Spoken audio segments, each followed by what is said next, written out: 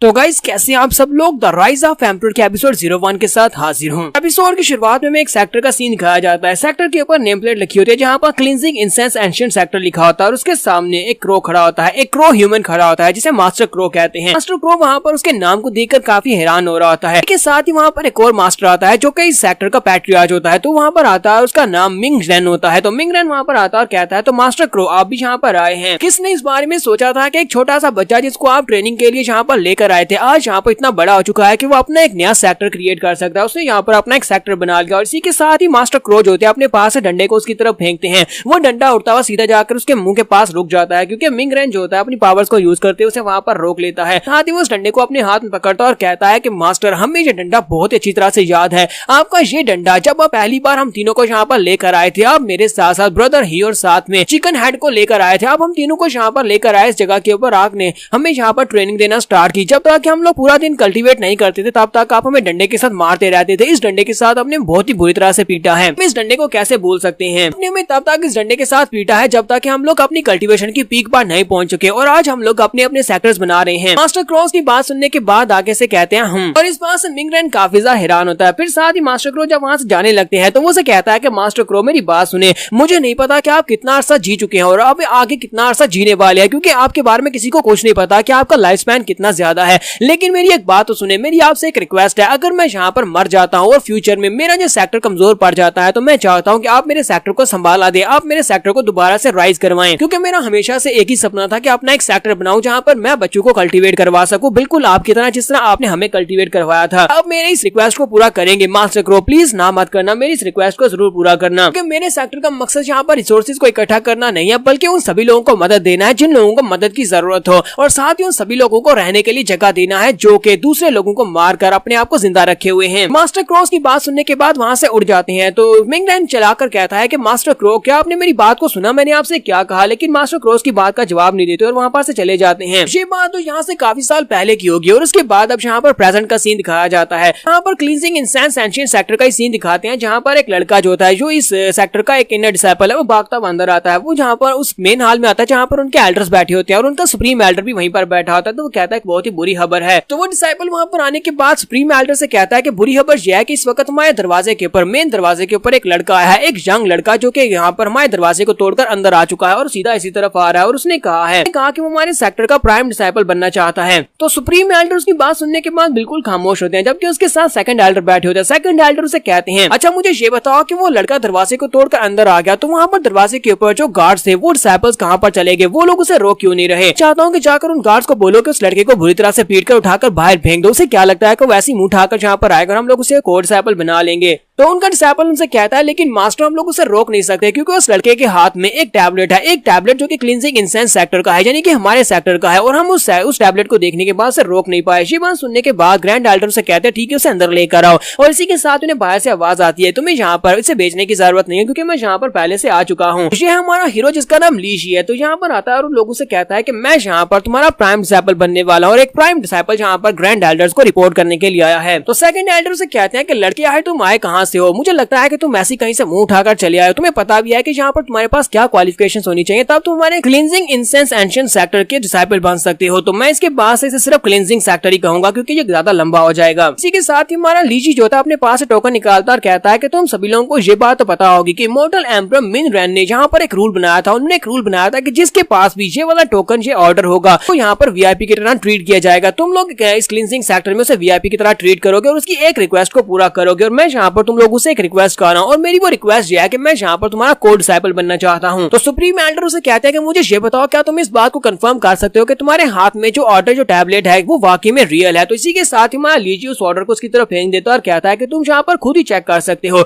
ये तुम्हारे beloved old devil ने मुझे दिया है, ये उस मास्टर ने मुझे दिया है। अगर तुम्हें इसके बावजूद भी मेरे पर यकीन नहीं है तो तुम लोग यहाँ से सीधे जा सकते हो कोई होंग ब्रूथल में जहाँ पर वो बैठा हुआ है, जहाँ पर वो पीका टल्ली हो चुका है, उसी वक्त उसने मुझे वहाँ पर दिया था। ग्रैंड एल्डर जो होते हैं अपने हाथ में उस टैबलेट को पकड़ते हैं और कहते हैं ये तो वाकई में असली है, और बाकी के सभी एल्डर्स भी उसके पास आ जाते हैं। वो लोग कहते हैं क्या इसने यहाँ पर कोई होंग हाल कहा। हाँ ये बात तो वाकई में सच है कि उसे पीने का बहुत ज्यादा शौक है, और इस वक्त तो ब्रोथल में हम में से कोई भी वहाँ पर उस ब्रोथल में नहीं जाएगा, वैशाखाना में कोई भी नहीं जाएगा, क्योंकि उस एल्डर को इस सब का भी बहुत ज्यादा शौक है। लगता है कि वो पीकर टली हो गया होगा और उसके बाद उसने ये टोकन इस लड़के को दे दिया होगा। सुप्रीम एल्डर सेकंड एल्डर से कहते हैं ये टोकन तो वाकई में रियल है, ये उसी ने इसको दिया है। सेकंड एल्डर ग्रेट एल्डर से कहते हैं कि सिर्फ और सिर्फ कुछ ही दिन बचे हैं, कुछ ही दिनों के बाद यहाँ पर हमारी शादी का कॉन्ट्रैक्ट पूरा होने वाला है। तुम्हें पता है ना कि 9 सेंट डीमन सेक्टर वालों के लोग के लड़की यहाँ पर हमारे सेक्टर के प्राइम डिसाइपल से शादी करने वाली है। आगे मैं सेक्टर के नाम को सिर्फ डीमन सेक्टर कहूंगा, 9 सेंट डीमन सेक्टर ये ज्यादा लंबा हो जाएगा। सेकंड एल्डर कहते हैं कि एक बार हम दोनों सेक्टर्स के दरमियान में यहाँ पर मैरिज कॉन्ट्रैक्ट हो गया तो उसके बाद हम लोग डीमन सेक्टर के रिसोर्सेज को यूज कर पाएंगे, और अगर हम लोग उनके रिसोर्सेज को यूज कर पाए तो हमारा सेक्टर दोबारा से महान सेक्टर बन जाएगा। लेकिन उसके लिए हमें यहाँ पर एक कोड डिसाइपल चाहिए होगा, क्योंकि वो लोग अपनी लड़की की शादी यहाँ पर सिर्फ और सिर्फ कोड डिसाइपल के साथ ही करेंगे। लेकिन अभी तक हमारे पास कोई भी ऐसा डिसाइपल नहीं है जिसे कि हम लोग प्राइम डिसाइपल बना सके। हमारे सेक्टर के सभी डिसाइपल्स बहुत ज्यादा कमजोर है, और इस लड़के की बैकग्राउंड के बारे में कुछ भी नहीं पता। हो सकता है कि उस ओल्ड डेविल एल्डर ने इसको ये टोकन इसी वजह से दिया होगा कि इस लड़के की कैपेबिलिटीज काफी ज्यादा अच्छी हो, इसकी बॉडी काफी ज्यादा स्पेशल हो, इसी वजह से उसने ये टोकन इसको दिया हो। थोड़ी सी ट्रेनिंग के बाद ये लड़का प्राइम डिसाइपल बनने के लायक हो जाए तो सुप्रीम एल्डर कहते हैं अच्छा ठीक है, फिर इसकी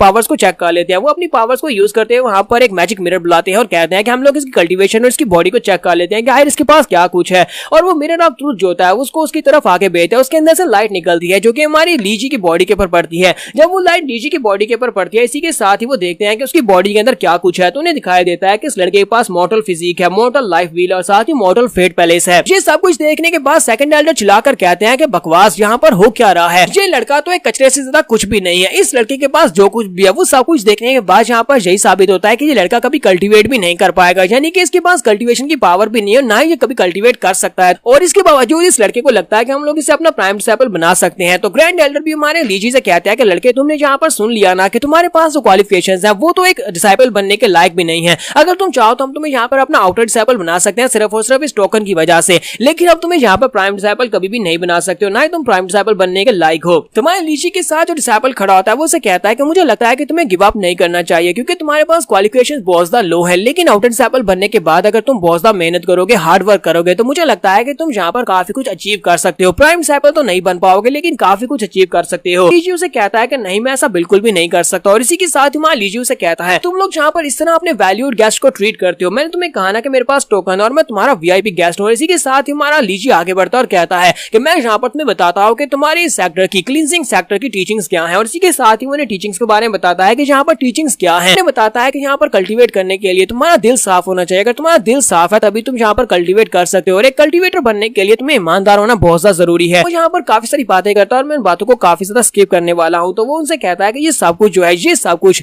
होना चाहिए, तब हम लोग एक राइटियस कल्टीवेटर बन सकते हैं, तभी हम लोग क्लींजिंग सेक्टर के कल्टीवेटर बन सकते हैं। और मुझे बताओ कि मैंने यहाँ पर क्या गलत कहा। प्रीम एल्डर से कहते हैं कि ये तो हमारी एंसेस्ट्रल टीचिंग है, ये हमारी वो बुनियाद थी जिसके ऊपर हम लोगों ने क्लींजिंग सेक्टर को बनाया था। तो लीजी से कहता है कि यहाँ पर आते हुए रास्ते में तुम्हारे टैबलेट के ऊपर जो स्टोन टैबलेट लिखा हुआ था उसके ऊपर ये सारी टीचिंग्स लिखी हुई थी, मैंने उनको देखा और मैंने याद कर लिया। इसी के साथ ही हमारा लीजी उनकी इंसल्ट भी कर देता है। वो कहता है कि मैं तो यहाँ पर खुद इतना ज्यादा हैरान हो रहा हूँ कि आज तुम लोग यहाँ पर अभी तक इस बात को याद रखे होगे ये तुम्हारी एंसेस्ट्रल टीचिंग्स हैं, कि मुझे नहीं लगा था कि तुम लोगों ने इस बात को याद रखा होगा कि तुम्हारी एंसेस्ट्रल टीचिंग्स क्या है। तो सुप्रीम एल्डर्स की बात सुनने के बाद काफी हैरान होते हैं और कहते हैं कि वाकई में इस लड़के ने सिर्फ और सिर्फ पत्थर के ऊपर लिखी हुई बातों को एक बार देखा और सबकी सबको याद कर लिया। तो एल्डर से कहते हैं तो लड़के क्या तुम यहाँ पर हमारी दी हुई एंसेस्ट्रल टीचिंग्स को हमारे खिलाफ इस्तेमाल करने वाले, और इन बातों को यहाँ पर कहकर तुम्हें क्या लगता है कि हम तुम्हें प्राइम डिसाइपल बना लेंगे। तो यहीं पर सेकंड एल्डर आगे बढ़ते हैं और कहते हैं कि मुझे लगता है कि हम लोगों ने यहाँ पर अपनी एंसेस्ट्रल टीचिंग्स को बुलाकर बहुत ही बुरा किया, जिसकी वजह से हमारा सेक्टर डिमाइस में चला गया। तो इस बात से सुप्रीम एल्डर काफी गुस्सा होते हैं और कहते हैं कि तुम यहाँ पर मेरा साथ दे रहे हो या फिर इस लड़के का साथ दे रहे हो। और दूसरी तरफ से हमारा लीजी हंसना शुरू कर देता है और कहता है कि तुम्हारा सेक्टर तो बहुत ज्यादा इंटरेस्टिंग है, यहाँ पर एक दूसरे के साथ यूनाइटेड नहीं हो। लोगों ने यहाँ पर अपनी एंसेस्ट्रल टीचिंग्स को बुला दिया। मुझे लगता है कि तुम्हारे सेक्टर के साथ जो कुछ हुआ है वो अच्छा हुआ है, तुम्हारा सेक्टर आगे इसी वजह से राइज नहीं कर पाया। यहीं पर हमारे सुप्रीम एल्डर सोच रहे हैं कि अगर इस लड़के के पास स्पेशल ऑर्डर नहीं होता तो अब तक मैंने कितनी बार इस लड़के को मार दिया होता और बहुत ही बुरी मौत इसको मारा होता। इस लड़के ने यहाँ पर हमारी इंसल्ट करने के साथ साथ हमारे क्लींजिंग सेक्टर की भी इंसल्ट की है। ये लोग अभी जहाँ पर बातें कर रहे होते हैं, किसी के साथ ही डीमन सेक्टर का एक बंदा अपने स्टूडेंट के साथ वहाँ पर पहुंच जाता और कहता है यहाँ पर तो आज काफी ज्यादा रश लगा हुआ है, तुम लोग क्या बातें कर रहे हो। यहाँ पर आने के बाद उनको अपना नाम बताता है कि मेरा नाम यू ही है और मैं डीमन एम्पर की तरफ से यहाँ पर आया हूँ, तुम सभी लोगों के पास एक मैसेज लेकर आया क्योंकि उन लोगों ने मुझे स्पेशली यहाँ पर तुम्हारे सेक्टर में भेजा है। प्रीम एल्डर से कहते हैं बताओ डीमन किंग ने तुम्हें यहाँ पर क्या करने के लिए भेजा है, तुम यहाँ पर क्या मैसेज लेकर आए। तो वो कहता है कि तुम लोगों के साथ हमारा एक मैरिज कॉन्ट्रैक्ट होने वाला है और वो मैरिज कॉन्ट्रैक्ट जो है हमारी फैमिली की प्रिंसेस के साथ होगा। हमारी प्रिंसेस जो है वो एक बहुत ही पावरफुल लड़की है, यानी कि वो एक कल्टीवेटर है और एक जीनियस मार्शल आर्टिस्ट है। हमें लगता है कि हम लोग ऐसे बिना किसी ट्रायल के तुम्हारे कोर्ट साइकिल को अपनी प्रिंसेस का हाथ दे देंगे, उसके साथ अपनी प्रिंसेस की शादी कर देंगे। जैसे हमारे डीमन किंग ने यहाँ पर एक सुझाव दिया, हम लोग यहाँ पर तुम्हारे कोर्ट साइकिल का एक टेस्ट लेंगे, अगर वो कोर्ट साइकिल टेस्ट को पास करता है तब भी हमारी प्रिंसेस की शादी उस लड़के के साथ हो पाएगी और हम दोनों के सेक्टर के दरमियान में समझौता हो पाएगा। इसके साथ हमारा लीजी वहाँ पर हंसना शुरू कर देता है और कहता है सर देखो तो सही, यहाँ पर इनका डीमन सेक्टर जो कि पहले बहुत ज्यादा कमजोर हुआ करता था और इसे सर्वाइव करने के लिए हमारे क्लींजिंग सेक्टर की मदद की जरूरत थी। आज यहाँ पर डीमन सेक्टर के लोग यहाँ पर आकर हमें बता रहे हैं कि वो हमारे कोर्ट सैपल की ट्रायल टेस्ट लेंगे ताकि वो प्रिंसेस के साथ शादी करने के लायक हो। मुझे लगता है कि यहाँ पर डीमन सेक्टर के लोग हमारा मजाक उड़ाना चाहते हैं और इस बात से यूहू काफी ज्यादा गुस्सा हो जाते हैं। एल्डर यूहू से कहते हैं कि तुम्हारी हिम्मत कैसे हमारे सेक्टर के बारे में इस तरह की बात करने की, और वो अपनी पावर्स को रिलीज करते हैं और आइस क्रिस्टल्स बनाकर हमारे लीजी के ऊपर अटैक कर देते हैं और वो सारे आइस क्रिस्टल्स जो होते हैं लीजी की तरफ आगे बढ़ते हैं। तो यहाँ पर हम लोग अपने एपिसोड 01 का एंड करेंगे। नेक्स्ट एपिसोड में देखेंगे क्या आज वाकई में हमारे लीजी को अपना कोर्ट सैपल बना लेंगे, क्योंकि लीजी के पास बहुत ही बेसिक बॉडी और ना ही वो कल्टीवेट कर सकता है, ना ही उसके पास कल्टीवेशन की कोई पावर्स भी हैं। तो एपिसोड की एक्सप्लेनेशन अच्छी लगी हो तो कमेंट करके जरूर बताइएगा। चैनल को सब्सक्राइब कर दें, वीडियो को लाइक और शेयर कर दें। शुक्रिया। तो गाइस कैसे हैं आप सब लोग, द राइज ऑफ एम्परर के एपिसोड 03 के साथ हाजिर हो। तो अगर आप मेरे चैनल के ऊपर नए हैं अभी तक चैनल को सब्सक्राइब नहीं किया हुआ तो जल्दी से चैनल को सब्सक्राइब कर दें, वीडियो को लाइक और शेयर कर दें। शुक्रिया। तो लास्ट एपिसोड के एंड पे हमने देखा था लीजी जो होता है वहां पर उस एल्डर की बात सुनने के बाद आगे से हंसना शुरू कर देता है और कहता है कि तुम्हारा सेक्टर यानी डीमन सेक्टर कभी हमारे क्लींजिंग इंसेंस सेक्टर की मदद से चला करता था और आज देखो यहाँ पर तुम लोग हमारे प्राइम डिसाइपल का टेस्ट लेने के बारे में बात कर रहे हो, यहाँ पर भी मजाक हो रहा है। तो इस बात से एल्डर काफी ज्यादा गुस्सा होता है, जबकि उनका डिसाइपल जिसका नाम डूमिंग होता है वो इस बात से ज्यादा गुस्सा होता है। वो कहता है कि लड़के तुम्हारी हिम्मत कैसे भी हमारे सेक्टर का नाम इस तरह से नहीं ले सकते हो, ना ही तुम हमारे सेक्टर की इस तरह से इंसल्ट कर सकते हो। अगर मुझे यहाँ पर इजाजत मिले तो मैं अभी तुम्हारी जुबान उखाड़ दूं। मान लीजिए आगे से फिर से उसके इंसल्ट कर देता है और कहता है कि मुझे लगता है कि उस चिकन हेड के जितने डिसाइपल्स हैं आगे आने वाले जनरेशन के सभी डिसाइपल्स बहुत ज्यादा बेकार हो चुके हैं। तुम लोगों के पास कोई टेक्निक्स तो है नहीं, ऊपर से तुम सभी लोग यहाँ पर कितनी बदतमीजी से बात कर रहे हो। क्या तुम्हें यहाँ पर दूसरों से तमीज से बात करने की आदत नहीं है? वैसे एल्डर जो होते हैं वो काफी ज्यादा गुस्सा आते हैं और अपने आइस क्रिस्टल्स को रिलीज करते हुए अपनी पावर्स को रिलीज करते हुए हमारे लीची के ऊपर अटैक कर देते हैं और कहते हैं कि लड़के अब तुम्हें मरना होगा क्योंकि तुमने हमारे सेक्टर की इंसल्ट की है।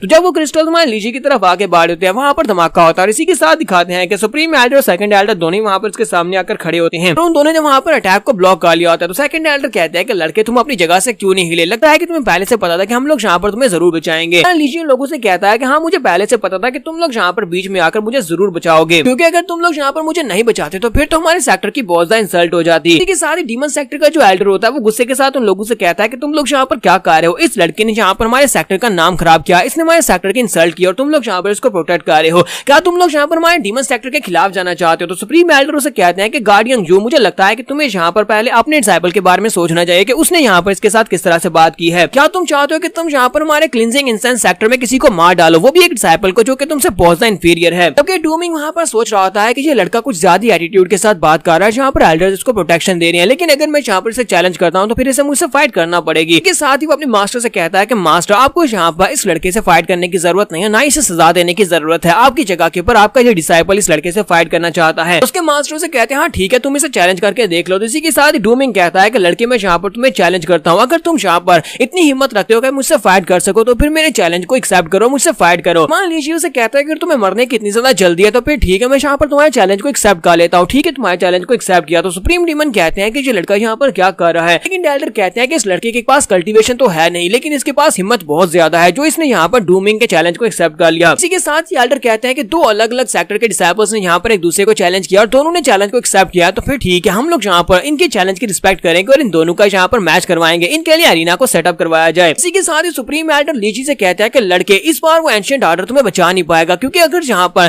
चैलेंज के दौरान ये लड़का तुम्हें जान से भी मार डालता है तभी हम लोग बीच में आकर तुम्हें बचा नहीं पाएंगे। तुम्हारा लीजी से कहता है कि मैं बस यही चाहता था कि यहाँ पर फाइट हो और उसके बाद देखना तुम लोगों को पता चल जाएगा कि मैं उतना भी खराब नहीं हूँ, यानी इतना भी कचरा नहीं हूँ। लीजी के साथ जो दूसरा डिसाइपल होता है जिसका नाम हुरैन होता है, सुप्रीम एल्डर जो होते हैं हुरैन को उसके साथ भेजते हैं। लीजी को अपने साथ लेकर वेपन डिपार्टमेंट में जाता है और वहां पर जाकर वो से कहता है कि तुम यहाँ पर फाइट के लिए तुमने चैलेंज को एक्सेप्ट कर लिया लेकिन तुम्हारे पास एक वेपन भी नहीं है। तुम यहाँ पर से कौन से वेपन को चूज करने वाले हो, तुम्हें वेपन चलाना आता भी है या नहीं, क्योंकि तुम्हारे पास कल्टीवेशन ही नहीं है। मुझे लगता है कि तुम्हें ये चैलेंज को एक्सेप्ट नहीं करना चाहिए। मुझे लगता है कि तुम्हारे पास वो स्पेशल टोकन है हमारे सेक्टर का, उस टोकन को यूज करते हुए तुम अपनी एक ख्वाहिश ले सकते हो और उस ख्वाहिश के मुताबिक तुम जाकर सुप्रीम एल्डर से कह सकते हो कि तुम्हें इस चैलेंज को नहीं करना और तुम यहाँ पर जिंदा बच सकते हो। लीजी उसे कहता है कि नहीं, मैं ऐसा बिल्कुल भी नहीं होने दूंगा, मैं यहाँ पर प्राइम डिसाइपल बनने के लिए आया हूँ। तुम्हें क्या लगता है कि प्राइम डिसाइपल होने के नाते मैं किसी एक आम से छोटे से लड़के से चैलेंज को हार सकता हूँ या फिर पीछे हट सकता हूँ? ऐसा बिल्कुल भी नहीं होगा। फिर साथ ही उसे कहता है कि मुझे ये बताओ कि तुम्हारा सेक्टर जो है ये इतना ज्यादा घटिया हो चुका है कि जहाँ पर कोई काम का वेपन भी नहीं है, जहाँ पर तो बहुत ही लो लेवल कर बहुत ही घटिया से वेपन रखे हुए हैं। हुरैन उसे कहता है कि ये तुम क्या बकवास किए जा रहे हो, जहाँ पर जितने वेपन रखे हुए सारे के सारे हाई ग्रेड के वेपन हैं। हमारे सेक्टर के पास सारे अच्छे अच्छे वेपन हैं, जहाँ पर जितने टंगे हुए वेपन तुम्हें दिखाई देते हैं।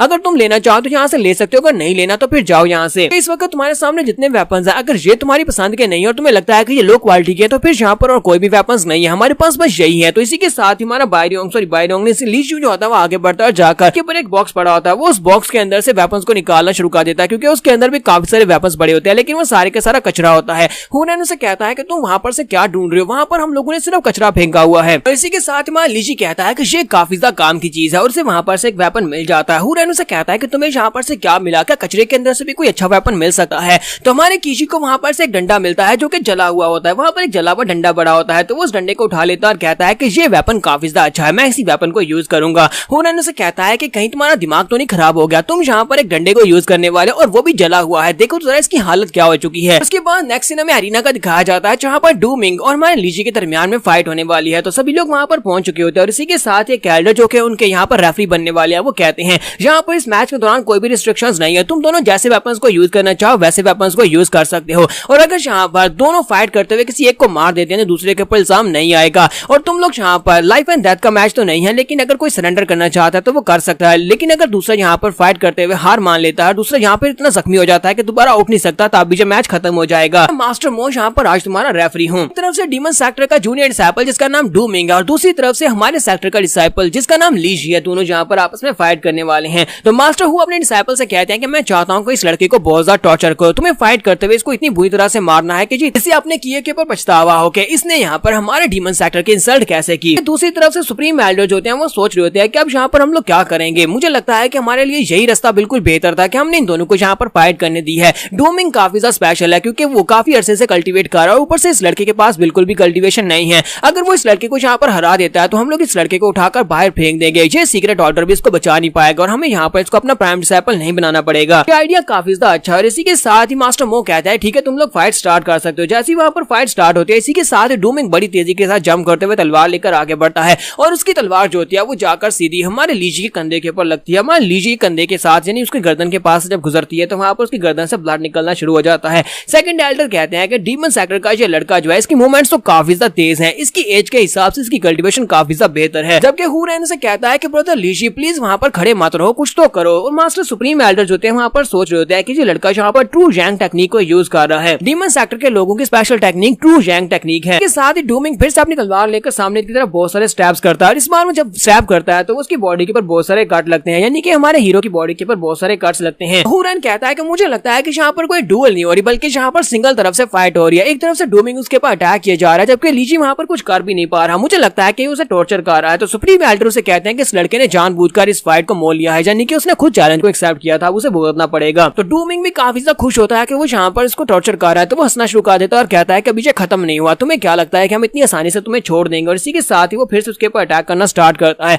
इस बार वो फिर से तलवार को घुमाते हुए जब उसके ऊपर अटैक करता है तो बार बार उसकी बॉडी के ऊपर स्टैब करता है और लीजी की बॉडी के ऊपर जगह जगह के ऊपर कट्स लग रहे होते हैं, लेकिन उसके अटैक्स जो होते हैं वो सेम एक ही जगह के ऊपर बार बार लग रहे होते हैं, जिसकी वजह से हमारा लीजी पीछे की तरफ बढ़ता जाता है। मास्टर मो कहता है कि जरा इस लड़के की प्रिसीजन तो देखो, ये बार बार एक ही जगह के ऊपर अटैक कर रहा है, जहां पर पहले इसने कट लगाया था सेम उसी जगह के ऊपर ये दोबारा से कट लगा रहा है। इस लड़के डू मिंग की स्पीड और साथ में स्ट्रेंथ काफी ज्यादा इंक्रेडिबल है। लीजी जो होता है वो काफी ज्यादा पीछे की तरफ फट जाता है और लंबे लंबे सांस ले रहा होता है, जबकि डू मिंग उसे कहता है कि अब तुम्हें समझ आए कि हम दोनों के पावर लेवल में और दोनों की कल्टीवेशन में कितना बड़ा डिफरेंस है और तुम्हारी हिम्मत कैसे भी यहाँ पर हमारे सेक्टर की इंसल्ट करने की। हालांकि तुमने बहुत बड़ा क्राइम किया, लेकिन इसके बावजूद मैं यहाँ पर तुम्हारे पर तरस खाऊंगा, तुम्हें जान से नहीं मारूंगा, लेकिन इस लास्ट ट्राई के साथ मैं इस मैच को खत्म करने वाला हूँ। तो लीजी उसे कहता है कि हाँ क्यों नहीं, और इसी के साथ ही डू मिंग अपनी तलवार लेकर उसके ऊपर अटैक करने के लिए आगे बढ़ता है। जैसे वो अपनी तलवार लेकर उसके करीब पहुंचता है और कहता है कि मर जाओ, और डू मिंग की तलवार जो होती है वो सीधी जाकर उसकी बॉडी के अंदर धंस जाती है। जैसे वो उसकी बॉडी के अंदर धंस जाती है, इसी के साथ डू मिंग उसे कहता है कि ठीक है अब तुम यहाँ पर आराम से सो सकते हो क्योंकि तुम्हारी जिंदगी यहाँ पर खत्म हुई। दूसरी दुनिया में जाने के बाद मेरा नाम याद रखना कि तुम्हें यहाँ पर किसने मारा था, तुम्हें मारने वाला डीमन सेक्टर का एक स्टूडेंट था जिसका नाम डू मिंग था।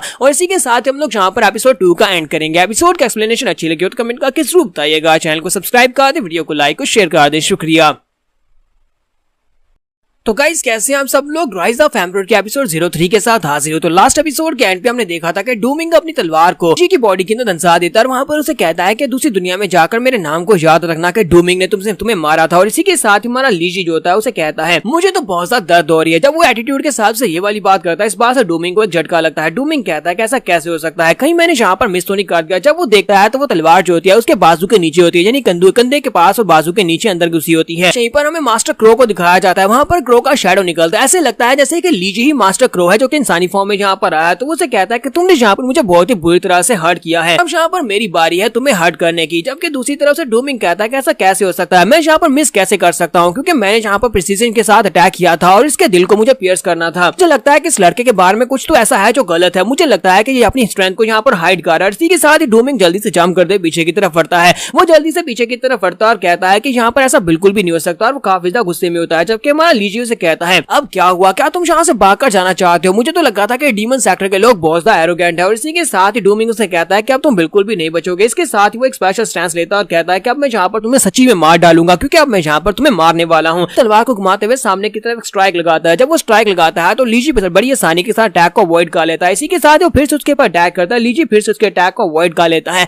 वो फिर से अटैक करता है, लीजी फिर से अटैक को अवॉइड कर लेता है, क्योंकि हमारा लीजी अब यहाँ पर उसके सारे के सारे अटैक्स को अवॉइड कर रहा था। डूमिंग कहता है कि ऐसा कैसे हो सकता है, तुम मेरे सभी अटैक्स को अवॉइड कैसे कर सकते हो? तो हमारा लीजी उसे कहता है लगता है कि तुम एक बहुत ज्यादा नौसीखी हो, तुम्हें पता ही नहीं है कैसे अटैक करना है। इसी तरफ से मास्टर हु भी इस बात से काफी हैरान होते हैं और कहते हैं कि ये लड़का इतना भी बुरा नहीं है, ये यहाँ पर डूमिंग के सभी अटैक्स को अवॉइड किया जा रहा है। हालांकि पहले इसने सभी के सभी अटैक्स इसकी अपनी बॉडी के ऊपर लिए थे और ये जख्मी भी हुआ था। जबकि हुरैन इस बात से काफी ज्यादा खुश होता है और कहता है कि ब्रदर लीजी ये तो वाकई में काफी ज्यादा कमाल का है। जबकि सुप्रीम एल्डर कहते हैं कि मुझे समझ नहीं आ रही कि इस लड़के ने यहाँ पर क्या किया, क्योंकि ये लड़का यहाँ पर पहले उसके अटैक्स को फेस कर रहा था और वो सभी के सभी अटैक्स उसकी बॉडी के ऊपर हिट हो रहे थे और उसे पता चल गया कि वो बार बार एक ही जगह के ऊपर अटैक कर रहा है, यानी कि उसके अटैक पैटर्न को इस लड़के ने मेमोराइज कर लिया और उसे पता है कि वो बार बार एक ही टेक्निक के साथ कहां पर अटैक करेगा। इसी वजह से उसके लिए अटैक्स को अवॉइड करना आसान हो गया। इसका मतलब यह है कि इस लड़के की मेमोरी बहुत ज्यादा शार्प है, ये जिस भी चीज को देखता है उसको बड़ी आसानी से याद कर लेता है। अगर वाकई में यही इसका टैलेंट है कि ये सभी चीजों को बड़ी आसानी से मेमोराइज कर सकता है, तो इसका मतलब यह है कि ये फ्यूचर में एक बहुत ही बड़ा मार्शल आर्टिस्ट बन सकता है, ये सभी मार्शल आर्ट्स की टेक्निक्स को कॉपी कर ले। सुप्रीम एल्डर कहते हैं लेकिन अफसोस कि ये लड़का फ्यूचर तक पहुंचेगा ही नहीं, क्योंकि इस लड़के के पास फाइट बैक करने की स्ट्रेंथ नहीं है, इसके पास कोई भी मार्शल आर्ट्स का स्किल नहीं है जिसके साथ ये सामने वाले ओपोनेंट को हरा सके। हालांकि इसने इसके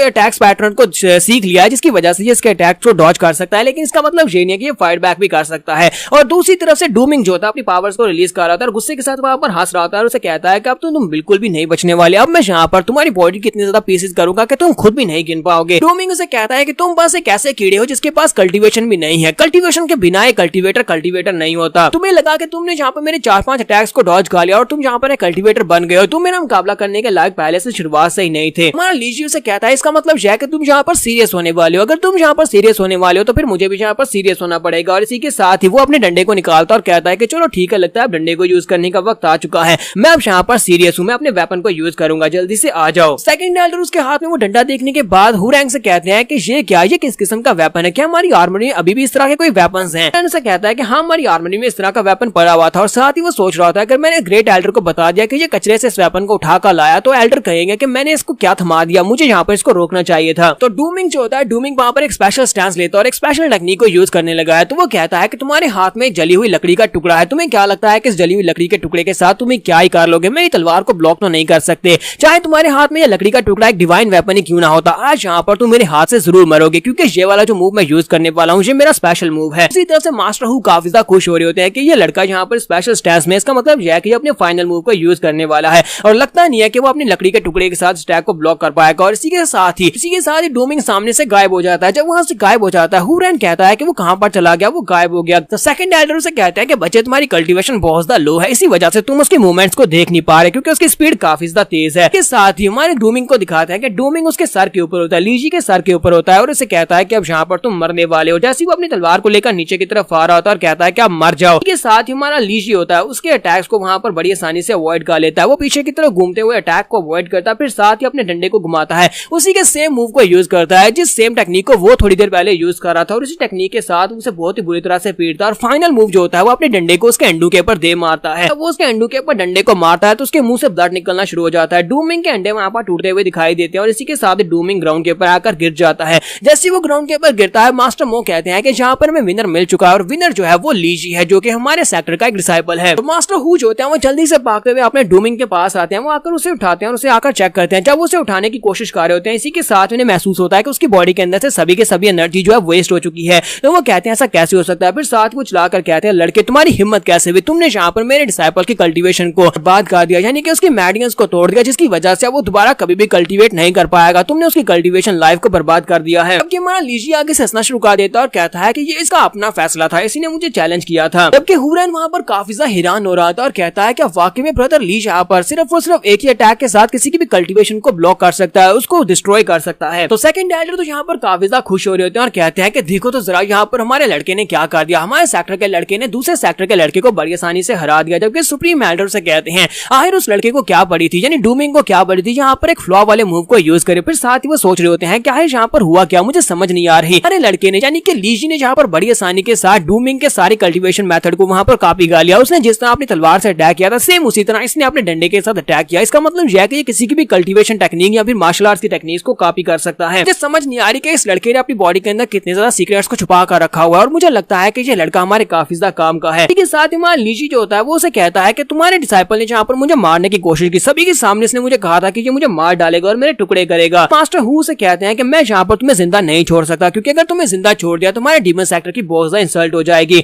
इसी वजह से अब तुम्हें यहाँ पर मरना होगा। और वो अपनी पावर्स को रिलीज करते हुए जब उसके ऊपर अटैक करने के लिए आगे बढ़ने लगते हैं, तो इसी के साथ ही हमारा लीजी भी फाइट के लिए रेडी होता है और कहता है कि ठीक है आ जाओ। लेकिन जैसे वो उसके करीब पहुंचते हैं तो मास्टर मोन के सेंटर में आ जाते हैं, अपनी शील्ड को एक्टिवेट करते हैं, उसको वहां पर ब्लॉक करते हैं और कहते हैं कि तुम यहाँ पर बीच में नहीं आ सकते। ऐसे वो पीछे की तरफ जंप करते हुए पीछे हटता है और नीचे ग्राउंड के ऊपर जाकर बैठता है। तो इसी के साथ ही मास्टर मोन, सुप्रीम एल्डर और सेकंड एल्डर वो तीनों इसके सर के ऊपर खड़े होते हैं, अपनी अपनी पावर्स को रिलीज करते हुए उसे कहते हैं कि अब आगे मत बढ़ना, क्योंकि तुम हमारे सेक्टर के डिसाइपल को मार नहीं सकते। सुप्रीम एल्डर से कहते हैं कि यूं ही तुम्हें क्या लगता है कि तुम यहाँ पर डेथ अरीना में होने वाली फाइट के रिजल्ट्स के निकलने के बाद भी तुम यहाँ पर हमारे डिसाइपल को मार सकते हो। तुम्हारे डिसाइपल ने खुद यहाँ पर चैलेंज किया था और चैलेंज करने के बाद अगर वो यहाँ पर हार गया, यहाँ पर उसकी कल्टीवेशन बर्बाद हो गया, तो ये उसका अपना फैसला था। अगर तुमने हमारे डिसाइपल के ऊपर दोबारा अटैक करने की कोशिश की तो उसके बाद हम तुम्हें बिल्कुल भी जिंदा नहीं छोड़ेंगे और ये तुम्हारी अपनी गलती होगी। तो मास्टर हु कहते हैं कि तुम्हारा जो लड़का तो बहुत ज्यादा लकी है कि यहाँ पर 3 एल्डर्स मेरे पर अटैक कर रहे हैं सिर्फ और सिर्फ एक लड़के की वजह से। लीजी आखिर तुम्हारी आइडेंटिटी क्या है, तुम कौन हो? लीजी उसे कहता है कि लगता है कि तुम्हें अभी तक समझ नहीं आया, मैंने तुम्हें पहले भी बताया था कि मैं इस सेक्टर का प्राइम डिसाइपल हूँ, यानी कोर डिसाइपल हूँ। जैसे वो ये बात करता है एल्डर उसे कहते हैं कि ये क्या बकवास किए जा रहे हो, हमने अभी तक तुम्हें यहाँ पर प्राइम डिसाइपल बनाया नहीं है। कि मास्टर हु इस बात से बहुत ज्यादा खुश हो जाते हैं और कहते हैं अच्छा तो तुम यहाँ के प्राइम डिसाइपल हो, तुझे तो बहुत ही अच्छी बात है। फिर साथ ही उठकर खड़े हो जाते हैं, उनसे कहते हैं कि अब जबकि तुम इस सेक्टर के प्राइम डिसाइपल हो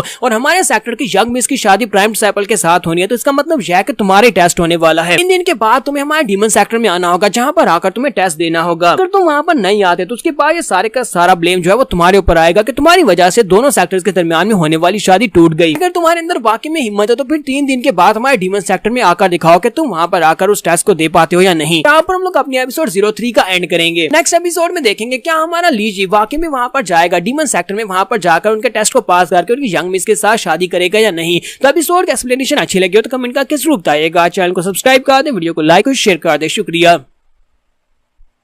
तो गाइस कैसे हैं आप सब लोग? द राइज ऑफ एम्परर के एपिसोड 04 के साथ हाजिर हो। तो लास्ट एपिसोड के एंड पे हमने देखा था एल्डर हु को जब पता चलता है कि लीजी यहाँ का प्राइम डिसाइपल है तो वो उसे चैलेंज देते हैं और कहता है कि तुम यहाँ पर अगर वाकई में प्राइम डिसाइपल हो, तुम्हारे अंदर हिम्मत है तो फिर हमारे सेक्टर में आकर दिखाओ, हमारे डीमन सेक्टर में आओ और आकर ट्रायल को देकर दिखाओ, देखते हैं कि तुम वहाँ पर आ पाते हो या नहीं। इसी के साथ ही यहाँ पर एक बैकग्राउंड का सीन दिखाया जाता है, जहाँ पर मैं फिर से मास्टर क्रो को दिखाया जाता है। मास्टर क्रो के साथ वहाँ पर मास्टर मिंगरैन होते हैं और साथ ही वहाँ पर चिकन हेड भी होता है। चिकन हेड वहाँ पर अपना सेक्टर बनाता है जिसका नाम उसने 9 सेंट डीमन गेट रखा होता है। तो वो मिंगरैन को कहता है कि मैंने अपने सेक्टर का नाम ये रखा है। तो मिंगरैन उसे कहता है कि तुम्हें नहीं लगता है कि ये वाला सेक्टर का नाम कुछ ज्यादा डिमोनिक लग रहा है, तुम यहाँ पर एक राइटियस सेक्टर बनाने की कोशिश कर रहे हो, तुम यहाँ पर नाम उसका डीमन के नाम पर रख रहे हो। तो चिकन हेड उसे कहता है कि मैं एक डीमन हूँ, क्योंकि मैं एक डीमन हूँ इसी वजह से मैं यहाँ पर इसी तरह का नाम रखूंगा, और वैसे भी क्योंकि मैं एक अच्छा इंसान हूँ तो यहाँ पर इसका मैंने 9 सेंट के नाम से भी तो स्टार्ट में रखा है। इसका मतलब यह है कि एक राइटियस सेक्टर है लेकिन एक डीमन सेक्टर भी है। मेरे इस सेक्टर को बनाने का मकसद ये है कि मैं दुनिया को बताना चाहता हूँ कि एक डीमन भी राइटलेस हो सकता है, डीमन हमेशा बुरे नहीं होते। इसी के साथ ही मास्टर क्रो से कहता है कि मास्टर क्रो, क्या आप इसके सेक्टर की तरह मुझे भी सपोर्ट करेंगे? आपने इसके क्लींजिंग सेक्टर को सपोर्ट किया, मेरे डीमन सेक्टर को भी सपोर्ट करें। मास्टर क्रो की बात सुनने के बाद वहाँ पर हम कहते हैं, जिस तरह बिल्कुल उसने पहली बार कहा था। मास्टर मिंग रैंग जो होते हैं वो चिकन हेड से कहते हैं कि तुम अभी तक यहाँ पर जिस लेवल तक पहुंच पाए वो सिर्फ और सिर्फ अपने डिमोनिक एबिलिटीज की वजह से, क्योंकि तुम एक डीमन इसी वजह से तुम्हारी बॉडी बहुत ज्यादा सॉलिड है और बॉडी कल्टीवेशन की वजह से तुम इस लेवल तक पहुंच पाए हो। लेकिन मुझे जरा ये तो बताओ कि सेक्टर को बनाने के लिए जो रिसोर्सेज की जरूरत पड़ेगी और वहाँ पर जिन मार्शल आर्ट्स की बुक्स की जरूरत पड़ेगी वो सारी की सारी तुम कहाँ से लेकर आओगे? क्या तुमने इस बारे में कुछ सोचा है? तो चिकन हेड से कहता है कि हाँ, मैंने ये सब कुछ पहले से प्लान आउट किया हुआ है। मेरे पास बहुत सारी बुक्स हैं और सारी की सारी बुक्स को मैं यहाँ पर यूज करने वाला हूँ। अपने स्टूडेंट्स को मैं यही बुक्स पढ़ाऊंगा। और इसी के साथ वो अपने पास से बुक्स निकाल कर उनके सामने फेंक देता है। मास्टर मिंग रैंग वहाँ पर उसकी सारी बुक्स देखने के बाद से कहता है कि ये क्या तुम यहाँ पर सारी की सारी लो लेवल की मार्शल आर्ट्स की बुक्स कहाँ से उठा कर लाए हो? ये सारी की सारी बहुत ही लो लेवल की मार्शल आर्ट्स की टेक्निक्स की बुक है। चिकन हेड उसे कहता है कि मुझे पता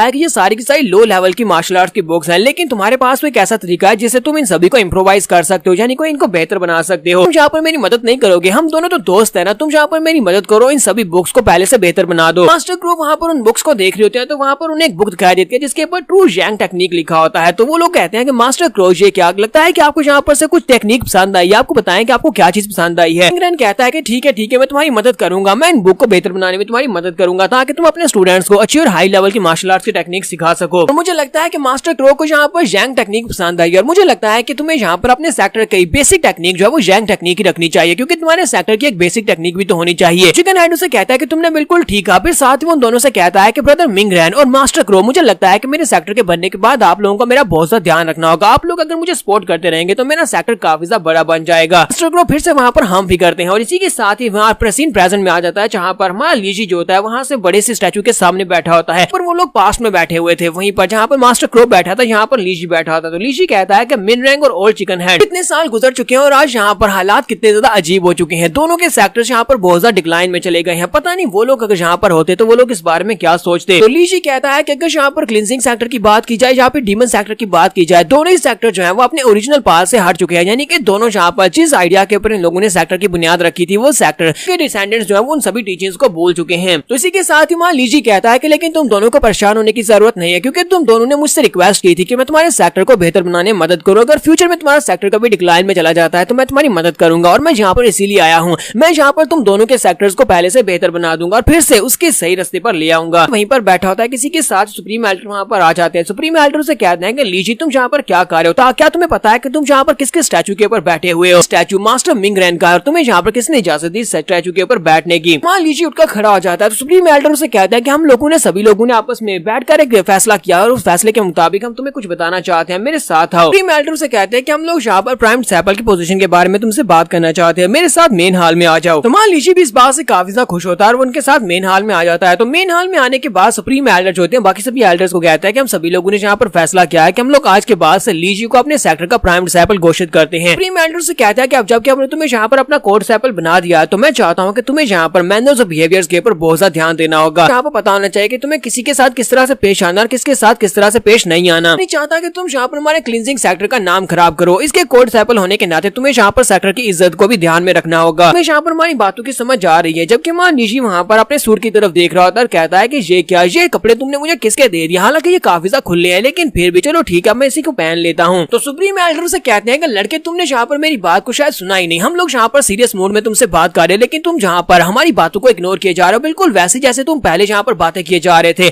लगता है कि तुम्हें इस बारे में बिल्कुल भी अंदाजा नहीं है कि अब यहाँ पर आके तुम क्या फेस करने वाले हो। कि तुम्हें इस बारे में नहीं पता कि डीमन सेक्टर में जाने के बाद वहाँ पर तुम्हें जो ट्रायल देना है वो ट्रायल कितना ज्यादा खतरनाक हो सकता है। जितना मैं यहाँ पर अंदाजा लगा सकता हूँ कि डीमन गेट के एल्डर्स जो है वहाँ पर अपने स्टूडेंट डूमिंग की मौत का बदला लेने के लिए तुम्हारे लिए वहाँ पर एक ट्रैप बिछाने वाले हैं। चाहे तुम यहाँ पर एक टेस्ट देने के लिए जाने वाले हो लेकिन असल में वो टेस्ट नहीं है बल्कि एक मौत का जाल होने वाला है। तो लगता है कि ये ट्रिप तुम्हारे लिए बहुत ज्यादा डेडली हो सकती है, इसी वजह से तुम्हें यहाँ पर सीरियस होना पड़ेगा। तुमने यहाँ पर सिर्फ और सिर्फ उनके एक ही एक्सपर्ट को हराया है, अभी उनके पास और बहुत सारे एक्सपर्ट्स हैं, बहुत सारे स्टूडेंट्स हैं। तो मान लीजिए उसे कहता है कि तुमने कहा कि उनके पास बहुत सारे एक्सपर्ट्स हैं, अभी तो मैंने उनके एक एक्सपर्ट को हरा दिया, अगर एक को हरा दिया तो बाकी सभी को भी हरा सकता हूँ। तो सुप्रीम एल्डर काफी ज्यादा गुस्सा हो जाते हैं और कहते हैं कि तुम अभी भी मेरी बातों को सीरियसली नहीं ले रहे, तुम कुछ ज्यादा ही एरोगेंट हो। सेकंड एल्डर आगे बढ़ते और कहते हैं लड़के तुम्हें यहाँ पर सुप्रीम एल्डर की बात का बुरा मानने की जरूरत नहीं है। इनके कहने का मतलब यह है कि अगर तुम्हें यहाँ पर किसी स्क्रिप्चर या फिर वेपन या फिर मार्शल आर्ट्स की बुक्स की जरूरत है तो फिर हम तुम हमसे कह सकते हो, क्योंकि हम चाहते हैं कि तुम वहाँ पर ट्रायल टेस्ट को पास करो, ना कि वहाँ पर जाकर जाकर मर जाओ। सुप्रीम एल्डर भी से कहते हैं हाँ बताओ तुम्हें हमसे क्या चाहिए, हम तुम्हें हर चीज देंगे जो भी तुम यहाँ पर मांगने वाले हो।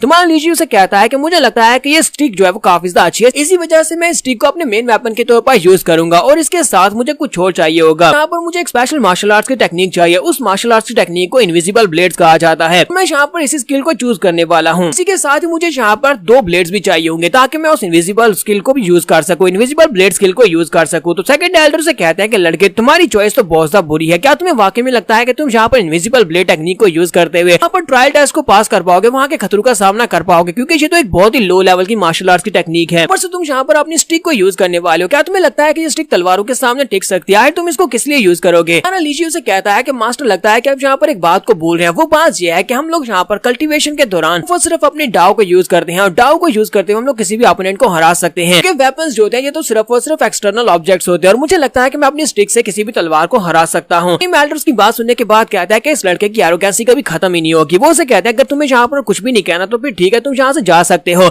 और हुईरेन भी तुम्हारे साथ ही जाएगा। तो डिसाइपल हुईरेन से कहता है कि जाओ इसे अपने साथ ले जाओ, जाकर इसे इनविजिबल ब्लेड टेक्निक दे दो और साथ में इसे 2 वेपन्स भी देना और साथ ही इसे क्वार्टर्स में छोड़ाओ। लीजी उसे कहता है तो फिर ठीक है, अब मैं यहाँ से जा रहा हूँ और इसी के साथ ही लीजी वहाँ से पीछे की तरफ मुड़ जाता है। हुईरेन भी उसके साथ साथ ही होता है, वो लोग वहाँ पर से जा रहे होते हैं। तो सेकंड एल्डर कहते हैं ब्रदर तुमने इस बार इस लड़के की बातों के ऊपर कुछ भी ऑब्जेक्ट नहीं किया, तुम सिर्फ गुस्सा हुए लेकिन फिर भी तुमने इसे रोका नहीं, तुमने इसकी यहाँ पर इसकी बोलती बंद नहीं की। तो सुप्रीम एल्डर उसे कहते हैं कि तुम्हें नहीं लगता कि जब से ये लड़का यहाँ पर आया तब से ये हमारे साथ बदतमीजी के साथ बात कर रहा है, तुम्हें क्या लगता है कि मैं बार बार इसकी बदतमीजी के ऊपर इसे यहाँ पर सजा देने वाला हूँ, बार बार इसके ऊपर गुस्सा होता रहूंगा क्योंकि इस लड़के की जुबान ही ऐसी है। रही बात यहाँ पर इसके वाइल्ड बिहेवियर की, तो मुझे लगता है कि ये हमारे लिए ज्यादा बेहतर ही है क्योंकि इस लड़के का एटीट्यूड बहुत ज्यादा कमाल का है और ये लड़का अगर उस ट्रायल को पास कर जाता है तो हमें यहाँ पर एक कोल्ड सैपल मिल जाएगा और साथ में मन गेट की लड़की भी यहाँ पर आ जाएगी इस लड़के के साथ शादी करके, जिससे हम दोनों सेक्टर्स के दरमियान में एक समझौता हो जाएगा और इस लड़की को हम लोग यूज कर सकते हैं। और अगर ये यहाँ पर मर जाता है तो फिर हम लोग यहाँ पर आसानी से इससे निमट सकते हैं क्योंकि ये हमारे रास्ते से हट जाएगा और हमें यहाँ पर से कोल्ड सैपल नहीं बनाना पड़ेगा। यहाँ पर हम लोग अपनी एपिसोड 04 का एंड करेंगे। एपिसोड की एक्सप्लेनेशन अच्छी लगी हो तो कमेंट करके जरूर बताइएगा। चैनल को सब्सक्राइब कर दे, वीडियो को लाइक और शेयर कर दे। शुक्रिया। तो गाइस कैसे हम सब लोग राइज ऑफ एम्परर के एपिसोड 05 के साथ हाजिर हो। तो इस एपिसोड की शुरुआत में हमें रूम का सीन दिखाया जाता है जहाँ पर मान लीजिए अपने रूम में आ जाता है और उसका जो रूम होता है वो काफी ज्यादा बड़ा होता है। हुईरेन भी वहीं पर खड़ा होता है। ब्रदर हुईरेन कहता है जहाँ पर इस रूम को देखकर काफी ज्यादा हैरान हो कि ये रूम तो काफी ज्यादा बड़ा है, मेरे रूम से तो बहुत ज्यादा बड़ा है। लीजिए उसे कहता है क्योंकि ये कोल्ड सैपल का रूम है इसी वजह से ये ज्यादा बड़ा है। वो वहाँ पर उस मार्शल आर्ट की टेक्निक को पढ़ा होता है जिसे इनविजिबल ब्लेड मार्शल आर्ट की टेक्निक कहते हैं। तो ब्रदर हुईरेन उसे कहता है कि तुम तो वाकई में बहुत ज्यादा कमाल के हो, तुमने यहाँ पर बड़ी आसानी के साथ कोल्ड सैपल की पोजीशन को हासिल कर लिया। मुझे लगा था कि तुम ये कर पाओगे। अब तुम यहाँ पर कोड साइकिल बन चुके हो तो क्या मैं यहाँ पर तुम्हें सीनियर ब्रदर कह सकता हूँ। दूसरी तरफ मान लीजिए जो होता है वो मार्शल आर्ट्स की टेक्निक को मास्टर करने की कोशिश कर रहा होता है। वो से कहता है कि मुझे ये बताओ क्या तुमने इनविजिबल स्वर्ड इस टेक्निक को मास्टर किया है, तुमने ये टेक्निक सीखी है? तो ब्रदर हुईरेन उसे कहता है कि हाँ मैंने इसको प्रैक्टिस किया है, थोड़ा बहुत तो प्रैक्टिस किया और इसके सारे मूव्स मुझे आते हैं। लीजिए जल्दी से उठकर बैठ जाता है और उसे कहता है तो फिर ये तो बहुत ही अच्छी बात है कि तुमने इस टेक्निक को मास्टर किया हुआ है, चलो ठीक है हम लोग यहाँ पर प्रैक्टिस करते हैं, तुम मेरे साथ प्रैक्टिस करो। तो हुईरेन उसे कहता है क्या तुम मेरे साथ प्रैक्टिस करना चाहते हो, वो भी अभी इस वक्त? मान लीजिए उसे कहता है हाँ अभी इसी वक्त, और दोनों वहाँ पर गार्डन में चले आते हैं। तो लीजिए उसे कहता है कि मैं चाहता हूँ कि तुम यहाँ पर अपने हाथों को तलवार की तरह यूज करो, यानी कि ब्लेड्स की तरह यूज करो, लेकिन अगर तुम यहाँ पर अपने ब्लेड्स को यानी हाथों को ज्यादा जोर के साथ मारना चाहते हो तो मार सकते हो, यानी तब एक तलवार की तरह अगर हार्ड कर सकते हो तो कर लेना, कोई मसला नहीं है। तो ब्रदर हुईरेन उसे कहता है अच्छा ठीक है। साथ ही मान लीजिए उसे कहता है कि अब जबकि हम लोग यहाँ पर स्पार करने वाले हैं तो मुझे लगता है कि इसको इंटरेस्टिंग बनाने के लिए हमें यहाँ पर आपस में बैट करनी चाहिए। तो हुईरेन उसे कहता है कि तुम्हारी इस बात का क्या मतलब है कि हमें यहाँ पर बैट करनी चाहिए? तो मान लीजिए उसे कहता है कि मैं यहाँ पर तुम्हें 10 चांसेस दूंगा, तुम मेरे ऊपर 10 अटैक कर सकते हो, अगर तुम 10 अटैक्स में से एक भी अटैक मेरे ऊपर कर पाए मैं हार जाऊंगा, लेकिन अगर यहाँ पर उन 10 अटैक्स के बाद अगर मैं तुम्हारे ऊपर एक भी अटैक कर पाया तो इसका मतलब यह है कि मैं यहाँ पर जीत जाऊंगा, और अगर मैं यहाँ पर जीत गया तो अगले पूरे महीने के लिए तुम्हें यहाँ पर मेरा सर्वेंट बनना होगा, क्या तुम्हें ये मंजूर है? तो हुईरेन उसकी बात सुनने के बाद काफी गुस्सा होता है और कहता है कि इसे क्या लगता है कि मैं इसके ऊपर 10 अटैक करूंगा और 10 में से एक भी अटैक नहीं कर पाऊंगा? मैं एक प्रोफेशनल मार्शल आर्टिस्ट हूँ जो काफी अर्से से यहाँ पर मार्शल आर्ट्स की ट्रेनिंग ले रहा हूँ, लेकिन ये लड़का जो अभी भी यहाँ पर आया जिसके पास कल्टीवेशन भी नहीं है, ये यहाँ पर मुझसे इस तरह का चैलेंज कैसे कर सकता है? उसे कहता है अच्छा ठीक है हम लोग यहाँ पर बैट करते हैं, लेकिन अगर मैच यहाँ पर जीत जाता हूँ तो फिर आज के बाद से तुम्हें यहाँ पर सभी को रिस्पेक्ट से बुलाना होगा, सभी के साथ इज्जत से पेश आना होगा, और स्पेशली मेरे साथ तुम मुझे भी यहाँ पर सीनियर ब्रदर कहोगे। लीजिए उसे कहता हाँ क्यों नहीं, चलो फिर ठीक है आ जाओ। और इसी के साथ दोनों वहाँ पर अपनी स्पार स्टार्ट करते हैं। जैसे मान लीजिए उसके ऊपर अटैक करने के लिए आगे बढ़ता है, इसी के साथ ही हुईरेन उसके ऊपर अटैक करता है और कहता है कि मुझे लगा ही था कि तुम वाकई में बिल्कुल एक न्यूबी हो, तुम्हें तो यहाँ पर इसके बारे में कुछ भी नहीं पता। उसके ऊपर अटैक करते हुए आगे गुजर जाता है। ब्रदर हुईरेन जो होता है वहाँ पर उसके ऊपर बार-बार अटैक कर रहा था, वो बार-बार उसके ऊपर अटैक करता है और इसके साथ ही काफी सारे अटैक्स कर चुका है। और यहाँ पर जब वो 9th के ऊपर पहुंचता है और कहता है कि इस लड़के को यहाँ पर इस टेक्निक के बारे में कुछ भी नहीं पता और मुझे लगता है कि मैं यहाँ पर जीतने वाला, क्योंकि ये लास्ट राउंड है और लास्ट राउंड अगर मैंने यहाँ पर पूरा कर लिया और यहाँ पर लास्ट राउंड के दरमियान यहाँ पर मेरे पर अटैक नहीं कर पाया, यानी काउंटर अटैक नहीं कर पाया, तो इसका मतलब यह है कि मैं यहाँ पर जीत जाऊंगा। और वो उसे कहता है कि ये आखिरी राउंड है, यहाँ पर मेरे पास आखिरी मौका है कि मैं यहाँ पर तुम्हें हरा दूं और उसके बाद तुम सभी की इज्जत करोगे। तो वो उसे कहता है कि ये फाइनल अटैक है और इसी के साथ ही वो अपने हाथ को उठाता है और कहता है कि अब तुम्हें सभी को रिस्पेक्ट देना होगी। जैसे ही वो अपने हाथ को तलवार बनाकर उसकी गर्दन के ऊपर अटैक करने लगता है, हमारा लीजी आगे हंसना शुरू कर देता है और कहता है कि तुम्हारा बहुत बहुत शुक्रिया यहाँ पर मुझे इस टेक्निक को दिखाने के लिए। उसके ऊपर अटैक करता है। इसी के साथ ही हमारा लीजी जो होता है वो उसी के सेम टेक्निक को यूज करते हुए अपने हाथ को उसकी गर्दन के ऊपर रखता है और कहता है कि लो मैं यहाँ पर जीत गया, मैंने यहाँ पर 10 अटैक्स के दौरान तुम्हें टोक दिया है, तुम्हारी वजह से मैं यहाँ पर इस मार्शल आर्ट्स की टेक्निक को बड़ी आसानी से कॉपी कर पाया हूँ। अगर मैं यहाँ पर उस बुक को पढ़ता रहता तो पता नहीं कब तक मैं इसको सीख पाता, लेकिन अब जबकि तुमने यहाँ पर लाइव डिमोन्स्ट्रेशन दे दिया तो मुझे ये टेक्निक अच्छे से मास्टर हो गई है। तो हुरैन को भी काफी ज्यादा झटका लगता है। वो कहता है कि ऐसा कैसे हो गया, ऐसा कैसे हो गया, मुझे पता होना चाहिए था कि ये किसी के मार्शल आर्ट्स की स्किल्स को भी कॉपी कर सकता है, मैं इस बात को कैसे भूल गया। लीजियो से कहता है कि अब जबकि हम दोनों के दरमियान में एक एग्रीमेंट हुआ था, हम दोनों के दरमियान में एक शर्त लगी थी कि अब जबकि मैं यहाँ पर जीत चुका हूँ तो फिर तुम्हें पूरे 1 महीने के लिए मेरा नौकर बनना होगा, तुम मेरे सर्वेंट बनोगे। लीजियो से कहता है कि अब ठीक है, अब मैं सोने के लिए जा रहा हूँ, तुम्हें सुबह मुझे जगाना होगा, साथ मेरा सामान भी पैक करना होगा, मेरा सारा सामान भी तुम्हें उठाना होगा। अब जल्दी से अपने आप को माइंड के तौर पर तैयार कर लो कि तुम मेरे साथ ही जाने वाले हो। अब ये ब्रदर हुरैन वहाँ पर सोच रहा था कि मुझे समझ नहीं आ रही कि यहाँ पर हुआ क्या। मैं यहाँ पर अपने आप को ये समझता रहा कि मैं एक बहुत ही कमाल का इंसान हूँ और बहुत अच्छा कल्टीवेटर हूँ, क्योंकि मैं यहाँ पर स्पेशल ट्रीटमेंट ले रहा हूँ जिसकी वजह से मुझे लगा था कि मैं एक अच्छा कल्टीवेटर हूँ। पर से हमारा क्लींजिंग सेक्टर जो है ये बहुत ज्यादा डिक्लाइन में जा चुका है और मुझे लगता था कि हम लोग कभी भी अपने सेक्टर को दोबारा से रिवाइव नहीं कर पाएंगे। लेकिन अब जबकि मैं इस लड़के को देखता हूँ जो कि बहुत ज्यादा एरोगेंट है, लेकिन ये एनर्जी से भरा हुआ है, जब मैं इसको देखता हूँ तो मुझे लगता है कि अगर ये लड़का वाकई में हमारा प्राइम डिसाइपल है तो ये लड़का हमारे सेक्टर को दोबारा से राइज करवा सकता है। जब से मैंने इस लड़के को देखा, इसकी बातें सुनने के बाद मुझे भी काफी ज्यादा जोश आ रहा है। इसी के साथ वो चिल्लाकर उसे कहता है कि लीजिए, तुम्हारा लीजिए उसे कहता है कि तुम्हें क्या होगा, तुम इतना ज्यादा चिल्ला क्यों रहे हो। तो वो उसे कहता है तुम इस ट्रायल को पूरा कर सकते हो, ना सिर्फ ट्रायल को बल्कि तुम हमारे सेक्टर को भी दोबारा से रिवाइव करवा सकते हो और मुझे पता है कि तुम ऐसा कर सकते हो। तो जब वो यहाँ पर उसे ये वाली बात करता है तो मान लीजिए उसकी तरफ देखता है और उसे वहाँ पर मिंग रेंज याद आता है। तो वो कहता है कि देखो तो जरा, ये बिल्कुल उसी के जैसा लगता है। तो वो उसे कहता है कि लड़के तुम्हें यहाँ पर मुझे कहने की जरूरत नहीं है क्योंकि ये सब कुछ तो मैं वैसे ही करने वाला हूँ। तो नेक्स्ट सीन हमें डीमन गेट का दिखाया जाता है। डीमन गेट का सीन दिखाते हैं जहाँ पर मिंग जब वहाँ पर से हार कर वापस गया और उसकी कल्टीवेशन एबॉलिश हो चुकी है तो वहाँ पर वो खुदकुशी कर लेता है और उसका बड़ा भाई उसके पास बैठा होता है। प्रोटेक्टर जू वहाँ पर आते हैं जो कि इनके सेक्टर के गार्डियन है, वो वहाँ पर आते हैं और आकर कहते हैं कि एल्टर हु, तुम लोग तो वहाँ पर एक मैसेज देने के लिए गए थे, लेकिन ये क्या हो गया, ये लड़का यहाँ पर इतनी बुरी तरह हालत में यहाँ पर आया और उसके बाद रात को इसने यहाँ पर खुदकुशी कर ली। तो मास्टर हु से कहते हैं कि मैं इस लड़के को जब लेकर आया था तब ये बिल्कुल ठीक था, लेकिन वहाँ पर फाइट की वजह से एक लड़का जिसका नाम लीजी है उसने इसकी कल्टीवेशन को अबॉलिश कर दिया। फाइट के दौरान उसने इसकी कल्टीवेशन को डिस्ट्रॉय कर दिया था, जिसकी वजह से लगता है कि ये सदमे को बर्दाश्त नहीं कर पाया और इस बच्चे ने यहाँ पर खुद ही अपना गला काट लिया। तो भाई वहाँ पर काफी ज्यादा गुस्से में होता है, वहाँ पर रो रहा होता है, जबकि मास्टर जू से कहते हैं बेटा डूजान, क्या तुम्हें पता है कि एक कल्टीवेटर के लिए उसकी लाइफ क्या होती है। एक कल्टीवेटर के लिए उसकी लाइफ, उसकी आत्मा या फिर कुछ और चीज नहीं होती, पैसा वगैरह नहीं होते, बल्कि उसकी कल्टीवेशन होती है।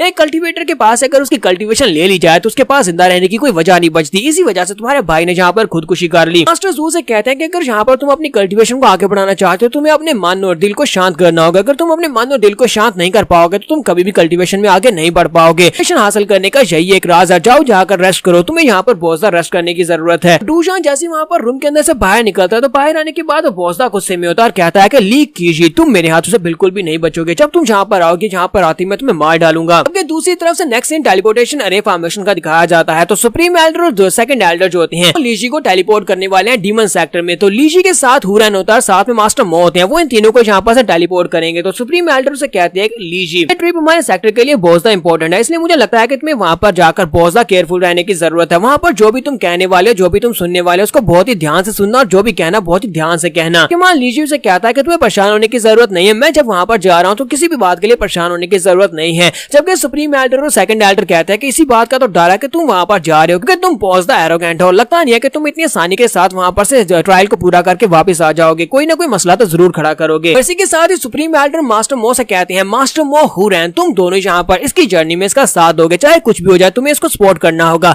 अब मैं यहाँ पर तुम सभी को वहाँ पर टेलीपोर्ट करने वाला हूँ, तो जल्दी से तुम सभी लोग यहाँ पर चले जाओ, जाकर उस ट्रायल को पूरा करने के बाद जल्दी से वापस आ जाना। ऐसी वो टेलीपोर्टेशन अरे एक्टिवेट होती है। हुरैन यहाँ पर हमारे लीजी से कहता है कि सीनियर ब्रदर, मुझे लगता है कि हमें वहाँ पर बहुत ज्यादा शांत रहने की जरूरत होगी क्योंकि पिछले कई सालों में डीमन सेक्टर जो है वो काफी ज्यादा प्रॉस्पर हो चुका है और बहुत ज्यादा बड़ा हो चुका है। इसी वजह से मुझे लगता है जब हम लोग वहाँ पर पहुंचेंगे तो वहाँ पर बहुत सारे लोग होंगे हमें वेलकम करने के लिए, बहुत सारे स्टूडेंट्स होंगे, वो सभी लोग हमें वेलकम करने के लिए आए होंगे। तुम्हें वहां पर शांत रहना होगा, कुछ भी उल्टा सीधा मत करना। तो मान लीजिए उसे कहता है क्या वाकई में, चलो फिर वहीं पर जाकर पता चलेगा कितनी बड़ी पार्टी मिलने वाली है, हमें वेलकमिंग पार्टी मिलने वाली है। और इसी के साथ वो लोग वहां पर से टेलीपोर्ट हो जाते हैं। टेलीपोर्ट होने के बाद ये सभी लोग डीमन सेक्टर में पहुंच जाते हैं। वहां पर भी एक टेलीपोर्टेशन रे होती है। जैसे ये लोग वहां पर पहुंचते हैं, इसी के साथ वो आसपास देखकर बहुत ज्यादा हैरान होते हैं, क्योंकि वहां पर कोई भी नहीं होता, पूरे बड़े हाल में कोई भी नहीं होता, कोई भी इनको वेलकम करने के लिए नहीं आया होता। तो मान लीजिए उसे कहता है कि तुमने तो कहा था कि बहुत सारे लोग वेलकम करने के लिए आएंगे, लेकिन तो यहाँ पर तो एक भी बंदा नहीं है। मुझे तो लगता है कि हम लोग यहाँ पर मुर्दों के सेक्टर में चले आए हैं, जहाँ पर कोई है क्यों नहीं जो हमें वेलकम करने के लिए आया हो। और यहाँ पर हम लोग अपनी एपिसोड 05 का एंड करेंगे। नेक्स्ट एपिसोड में देखेंगे मान लीजिए यहाँ पर ट्रायल टेस्ट को कैसे पार कर पाएगा, क्योंकि यहाँ पर खतरा बहुत ज्यादा है। तो एपिसोड की एक्सप्लेनेशन अच्छी लगी हो तो कमेंट करके जरूर बताइएगा। चैनल को सब्सक्राइब कर दे, वीडियो को लाइक और शेयर कर दे। शुक्रिया। तो लास्ट एपिसोड के एंड पे हमने देखा था कि मान लीजिए अपने साथियों के साथ जैसे डीमन सेक्टर में टेलीपोर्ट होता है तो वहां पर कोई भी नहीं होता, इतने बड़े हाल में कोई भी उनको वेलकम करने के लिए नहीं आया होता। यहाँ पर हुरा इनका मजाक उड़ा रहा था और उसे कहता है कि तुमने तो कहा था कि बहुत सारे लोग आएंगे। इसी के साथ ही मास्टर जू साइड के ऊपर से निकल कर आते हैं और उनसे कहते हैं कि तुम सभी लोग यहाँ पर क्लींजिंग इंसेंस एंशिएंट सेक्टर से यहाँ पर आए हो, तुम्हें माफ करना कि मेरे अलावा यहाँ पर कोई भी तुम्हें वेलकम करने के लिए नहीं आ पाया। प्लीज मुझे माफ करना कि मैं भी यहाँ पर तुम्हें वेलकम करने के लिए लेट आया हूँ। मास्टर मो से कहते हैं कि प्रोटेक्टर जू तुम यहाँ पर अकेले क्यों हो, बाकी के सभी लोग कहाँ पर है, कोई भी एल्डर कोई भी स्टूडेंट यहाँ पर मैं वेलकम करने के लिए क्यों नहीं आया? क्या तुम यहाँ पर हमारे क्लींजिंग इंसेंस सेक्टर की इंसल्ट करना चाहते हो? क्या तुम्हें लगता है कि हमारा सेक्टर इतना ज्यादा थका हुआ है कि तुम में से कोई भी यहाँ पर मैं वेलकम नहीं कर सकता? तो मास्टर जू से कहता है कि प्रोटेक्टर मो प्लीज यहाँ पर गुस्सा होने की जरूरत नहीं है, बाकी के सभी एल्डर्स और मास्टर इस वक्त बहुत ही जरूरी कामों में बिजी हैं और आपको तो पता है कि हमारे मास्टर जो है सेक्टर के लीडर जो है वो इस वक्त सर्कुलेशन में, इसी वजह से बाकी सभी लोगों को बहुत सारे इंपॉर्टेंट काम करने होते हैं। इसी वजह से कोई भी एल्डर और कोई भी स्टूडेंट फ्री नहीं था जो यहाँ पर आपको वेलकम करने के लिए आता। तो मास्टर मो से कहते हैं तुम बस यहाँ पर कहानियां बना रहे हो। लीजिए उसे कहता है कि मास्टर मो आपको परेशान होने की जरूरत नहीं है, अगर ये लोग यहाँ पर हमारे साथ इस तरह की ट्रिक्स खेलना चाहते हैं तो कोई बात नहीं, हम लोग इनकी ट्रिक्स का सामना करेंगे। अगर ये लोग यहाँ पर मेरे साथ कुछ बुरा करेंगे तो मैं उनका 100 गुना इसको वापस करूंगा। तो मास्टर जू उसकी बातें सुनने के बाद कहते हैं कि ये लड़का जो यहाँ पर ज्यादा बोल रहा है, मुझे लगता है कि यही तुम्हारा प्राइम डिसाइपल है, मैंने तुम्हारे बारे में सुना है कि तुम कुछ ज्यादा ही बोलते हो। तो मान लीजिए उसे कहता है कि हाँ मैं ही प्राइम डिसाइपल हूँ। तो मास्टर जू से कहते हैं कि तुम वाकई में बहुत ज्यादा यंग हो, इतनी यंग एज में तुमने हमारे सेक्टर के एक आउटर डिसाइपल को मार डाला, हमारा आउटर डिसाइपल एक कम कर दिया। तुम्हें क्या लगता है कि तुम यहाँ पर इतनी आसानी से आकर ट्रायल को पास करके वापस चले जाओगे, हमारे प्रिंसेस को अपने साथ ले जाओगे अपनी दुल्हन बनाकर? ऐसा तो बिल्कुल भी नहीं होने वाला और ये ट्रायल तुम्हारे लिए बहुत ज्यादा मुश्किल होने वाला है। इसके साथ ही मास्टर जू कहते हैं कि चलो जल्दी से मेरे साथ आ जाओ, मैं तुम्हें गेस्ट क्वार्टर्स की तरफ लेकर चलता हूँ जहाँ पर तुम लोग जाकर रेस्ट कर सकते हो। आज का दिन तुम लोग रेस्ट करोगे और उसके बाद हम लोग ट्रायल को स्टार्ट करेंगे। तो मान लीजिए उसे कहता है कि मुझे यहाँ पर इतनी भी जल्दी नहीं है अपने क्वार्टर्स में जाने की। अब जबकि मैंने तुम्हारे डीमन सेक्टर के बारे में सुना है कि डीमन सेक्टर काफी ज्यादा प्रॉस्पर है, तो क्यों ना आसपास घूमकर देखा जाए। चलो आसपास चल के देखते हैं कि यहाँ पर क्या है। और इसी के साथ लीची वहां पर साइड के ऊपर भागना शुरू कर देता है। जू रैन और मास्टर मोज होते हैं वो जल्दी से उसके पीछे आते हैं और कहते हैं कि तुम कहाँ पर जा रहे हो, हमने तुम्हें कहा था कि यहाँ पर से अलग मत होना, हमारे साथ ही रहना। मास्टर जू कहते हैं कि ये लड़का तो बिल्कुल भी नहीं बचेगा, अगर ये यहाँ पर रास्ते से भटकेगा और कोई एल्डर वहाँ पर नहीं हुआ तो फिर ये जरूर मरेगा। मान लीजिए जो होता है भागता हुआ डेथ अरीना में चला जाता है जहाँ पर बहुत ही बड़े बड़े स्टैचूज होते हैं। वो कहता है कि ये देखो डीमन सेक्टर वालों का अरीना कितना ज्यादा बड़ा है, बहुत ज्यादा कूल भी है और स्टैचू तो बहुत ज्यादा बड़े बड़े हैं, वहाँ पर बहुत सारे अलग अलग स्टैचूज होते हैं। मान लीजिए कहता है कि ये बैटल स्टेज तो वाकई में काफी ज्यादा कमाल किया। तो मास्टर मो कहते हैं हाँ ये वाकई में काफी ज्यादा कमाल किया है, हमारे सेक्टर के डेथ अरीना के मुकाबले में ये बहुत ज्यादा बड़ी है। पूरन कहता है कि हमारे क्लींजिंग एंशिएंट सेक्टर में कभी इस तरह की एक बड़ी अरीना हुआ करती थी जहाँ पर बड़ी बड़ी मूर्तियां थी, लेकिन अब वो रिड्यूस कर दिया गया, उसे छोटा कर दिया गया है। इसी के साथ ही मान लीजिए आगे बढ़ता और कहता है कि हुरैन मेरी बात सुनो। हुरैन उसे कहता है कि अब तुम्हें क्या चाहिए, तुम यहाँ पर मुझसे क्या मांगने वाले हो, क्योंकि तुम्हें देखकर लगता है कि तुम कुछ अजीब सी हरकत करने वाले हो। मान लीजिए उसे सामने एक बड़े से स्टैचू की तरफ इशारा करता और कहता है कि मैं चाहता हूँ कि मुझे उस स्टैचू के ऊपर पहुंचा दो, मैं चाहता हूँ तुम मुझे उस स्टैचू के कंधे के ऊपर पहुंचाओ। चलाकर उसे कहता है क्या क्या बकवास कर रहे हो, क्या तुम चाहते हो कि तुम्हें स्टैचू के ऊपर पहुंचाया जाए? तुम्हें पता है ना कि ये एक सैक्रेड ग्राउंड है और स्टैचू सारे के सारे सैक्रेड है, अगर तुम्हें कंधे के ऊपर चढ़ना है तो वो लोग तुम्हें नहीं छोड़ेंगे। मान लीजिए उसे कहता है कि इस बारे में मत भूलो कि मैं यहाँ पर तुम्हारा 1 महीने के लिए मास्टर हूँ, जो भी मैं तुम्हें कहूंगा वो तुम्हें करना होगा। प्लीज जल्दी से मुझे उठाओ और जल्दी से ऊपर ले चलो, मुझे उस स्टैचू के कंधे के ऊपर चढ़ के खड़ा होकर देखना है। उसे कहता है कि नहीं ऐसा बिल्कुल भी नहीं हो सकता, मैं पूरे 1 महीने के लिए इस तरह बिल्कुल भी नहीं जी सकता। और इसी के साथ उसके सामने अपना सर झुकाता है, कहता है कि प्लीज बिग ब्रदर मुझे यहाँ पर जान से मार डालो, मैं पूरे 1 महीने के लिए तुम्हारा सर्वेंट बनकर नहीं रह सकता। दूसरी तरफ से मास्टर मो आगे बढ़ता करते हैं और कहते हैं फ्रेंड तुम्हें ये सब कुछ करने की जरूरत नहीं है, तुम छोड़ो मैं यहाँ पर करता हूँ। तो मान लीजिए कहता है कि मास्टर मो आप क्या कर रहे हो, और इसी के साथ ही मास्टर मो से कहते हैं कि मैं यहाँ पर तुम्हें कंधे के ऊपर पहुंचा कर आऊंगा, क्योंकि मुझे यहाँ पर तुम्हें स्पोर्ट करने के लिए भेजा गया, और अगर यहाँ पर मैं तुम्हारी रिक्वायरमेंट्स को पूरा नहीं कर सकता तो फिर मेरे यहाँ पर आने का फायदा ही क्या। और वो उसे लेकर ऊपर की तरफ जंप करते और कहता है कि तुम हमारे सेक्टर के प्राइम डिसिपल हो और तुम्हारी रिक्वायरमेंट्स को पूरा करना मेरी जिम्मेदारी है।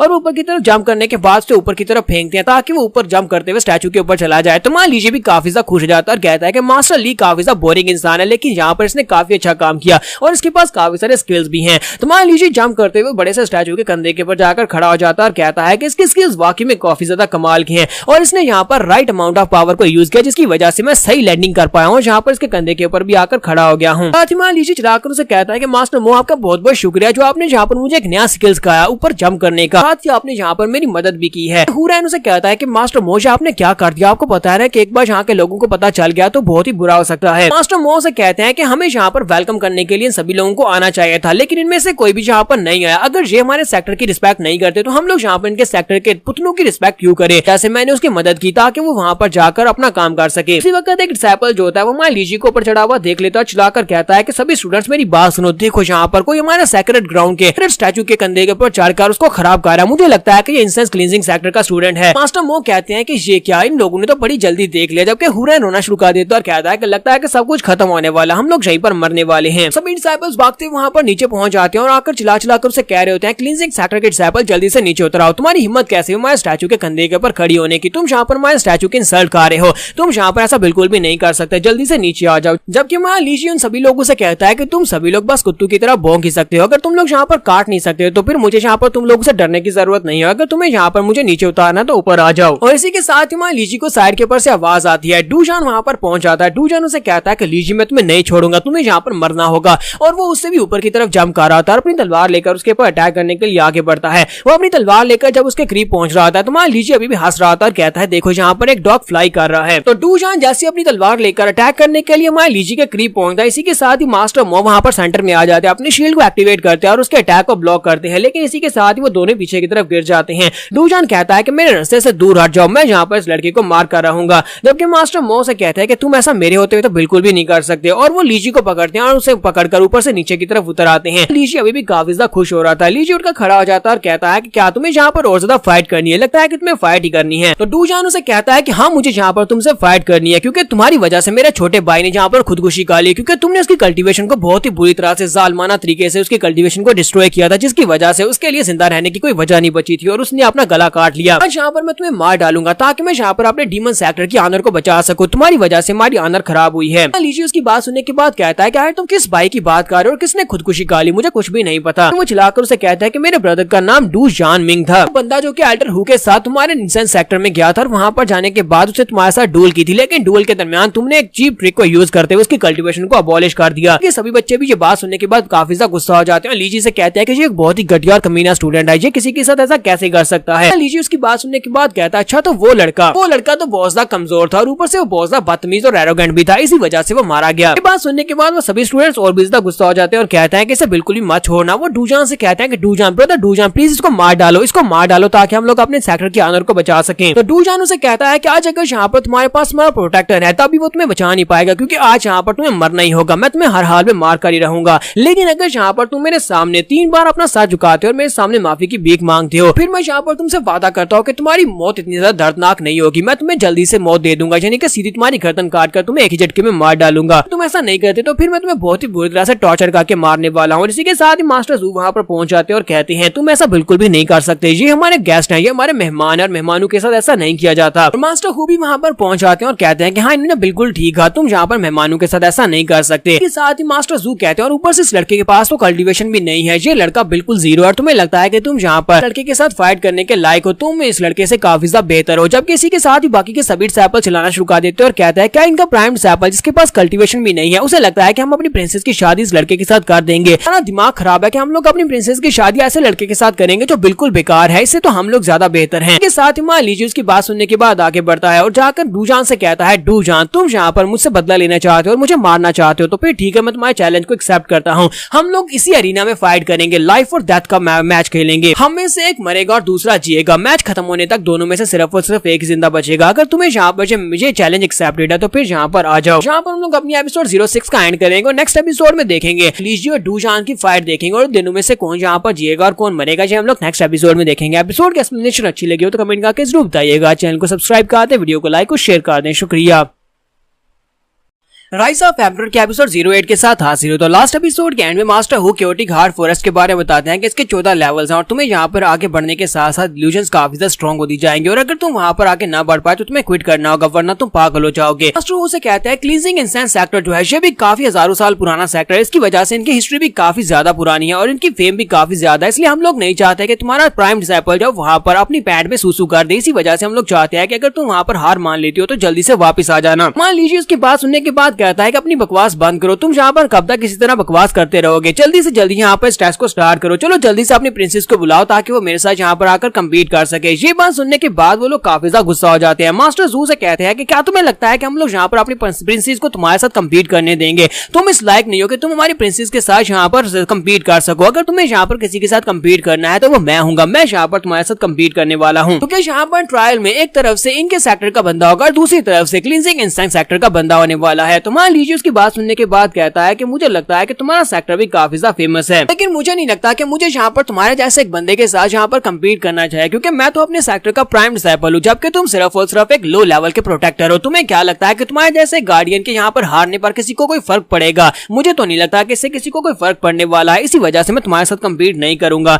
जबकि मास्टर जू से कहते हैं कि लीजी मुझे लगता है कि तुम्हें यहाँ पर अपनी एरोगेंस की कीमत चुकानी पड़ेगी। अब यहाँ पर देखो मैं यहाँ पर तुम्हारे सामने कैसे इस टेस्ट को पार करता हूँ। सबसे पहले यहाँ पर मैं जाऊंगा और तुम्हें दिखाऊंगा कि मैं कहाँ तक जा पाता हूँ। मैं यहाँ पर 14 लेवल्स में से कम 7 को तो पूरा करूंगा और इसी के साथ वो जाकर पहले के ऊपर पाँव रखता है। जबकि वहाँ पर डीमन सेक्टर के स्टूडेंट्स खड़े होते हैं। एक डीमन सेक्टर का स्टूडेंट दूसरे से कहता है कि देखो तो जरा हमारा सीनियर ब्रदर, हालांकि ये मुझसे काफी साल छोटा है लेकिन इसके बावजूद ये मेरा सीनियर ब्रदर है, क्योंकि ये सीनियर ब्रदर है इसी वजह से मैं सीनियर कहता हूँ। देखो ये 5वें लेवल तक पहुंच भी गया है। दूसरा लड़का उसे कहता है कि तुमने यहाँ पर मास्टर जू को सीनियर ब्रदर कहा, क्या वाकई में ये तुम्हारा सीनियर ब्रदर है? लेकिन वो तुमसे काफी ज्यादा बड़े दिखते हैं। तो उसका दोस्त उसे कहता है किसी को इस बारे में बताना मत, उसकी एज अभी सिर्फ और सिर्फ 30 साल हुई है, यानी कि वो काफी ज्यादा यंग है और प्रोटेक्टर बन चुका है। उसका लेवल अब काफी ज्यादा हाई हो चुका है, इसी वजह से वो मेरा सीनियर ब्रदर ही है। दूसरा लड़का उसे कहता है तुम्हारे कहने का मतलब यह है कि वो क्या 14 लेवल्स को पूरा कर सकता है? तो वो कहता है कि 14 लेवल्स को पूरा करना तो काफी मुश्किल होगा, लेकिन मुझे लगता है कि वो 8वें लेवल तक पहुंच जाएगा। अभी वो 6 लेवल तक पहुंच चुका है और आगे बढ़ने की कोशिश कर रहा है। इसके साथ ही जैसे वो 6 लेवल के ऊपर पाँव रखता है तो इसी के साथ उसकी बॉडी से काफी ज्यादा ब्लड निकलता है, लेकिन ये सिर्फ और सिर्फ एक इल्यूजन होती है क्योंकि वहाँ पर मॉन्स्टर्स उसके ऊपर अटैक कर रहे होते हैं। मास्टर जू को वहाँ पर पता होता है कि वो क्या फेस कर रहा है। तो मास्टर जू कहता है क्योटिक हार्ड फॉरेस्ट जो है ये तो बहुत ज्यादा स्ट्रॉन्ग है, जहाँ पर अभी 6 लेवल पर पहुंचा और जहाँ पर 6 लेवल के ऊपर इल्यूजन इतनी ज्यादा स्ट्रॉन्गर है कि मुझे यहाँ पर रियलिटी महसूस हो रही है, मुझे यहाँ पर सच में दर्द महसूस हो रहा है। मैंने यहाँ पर गिव अप कर दिया तो मेरी बहुत ज्यादा इंसल्ट हो जाएगी, मुझे कम से कम यहाँ पर 8वें लेवल तक पहुंचना ही होगा।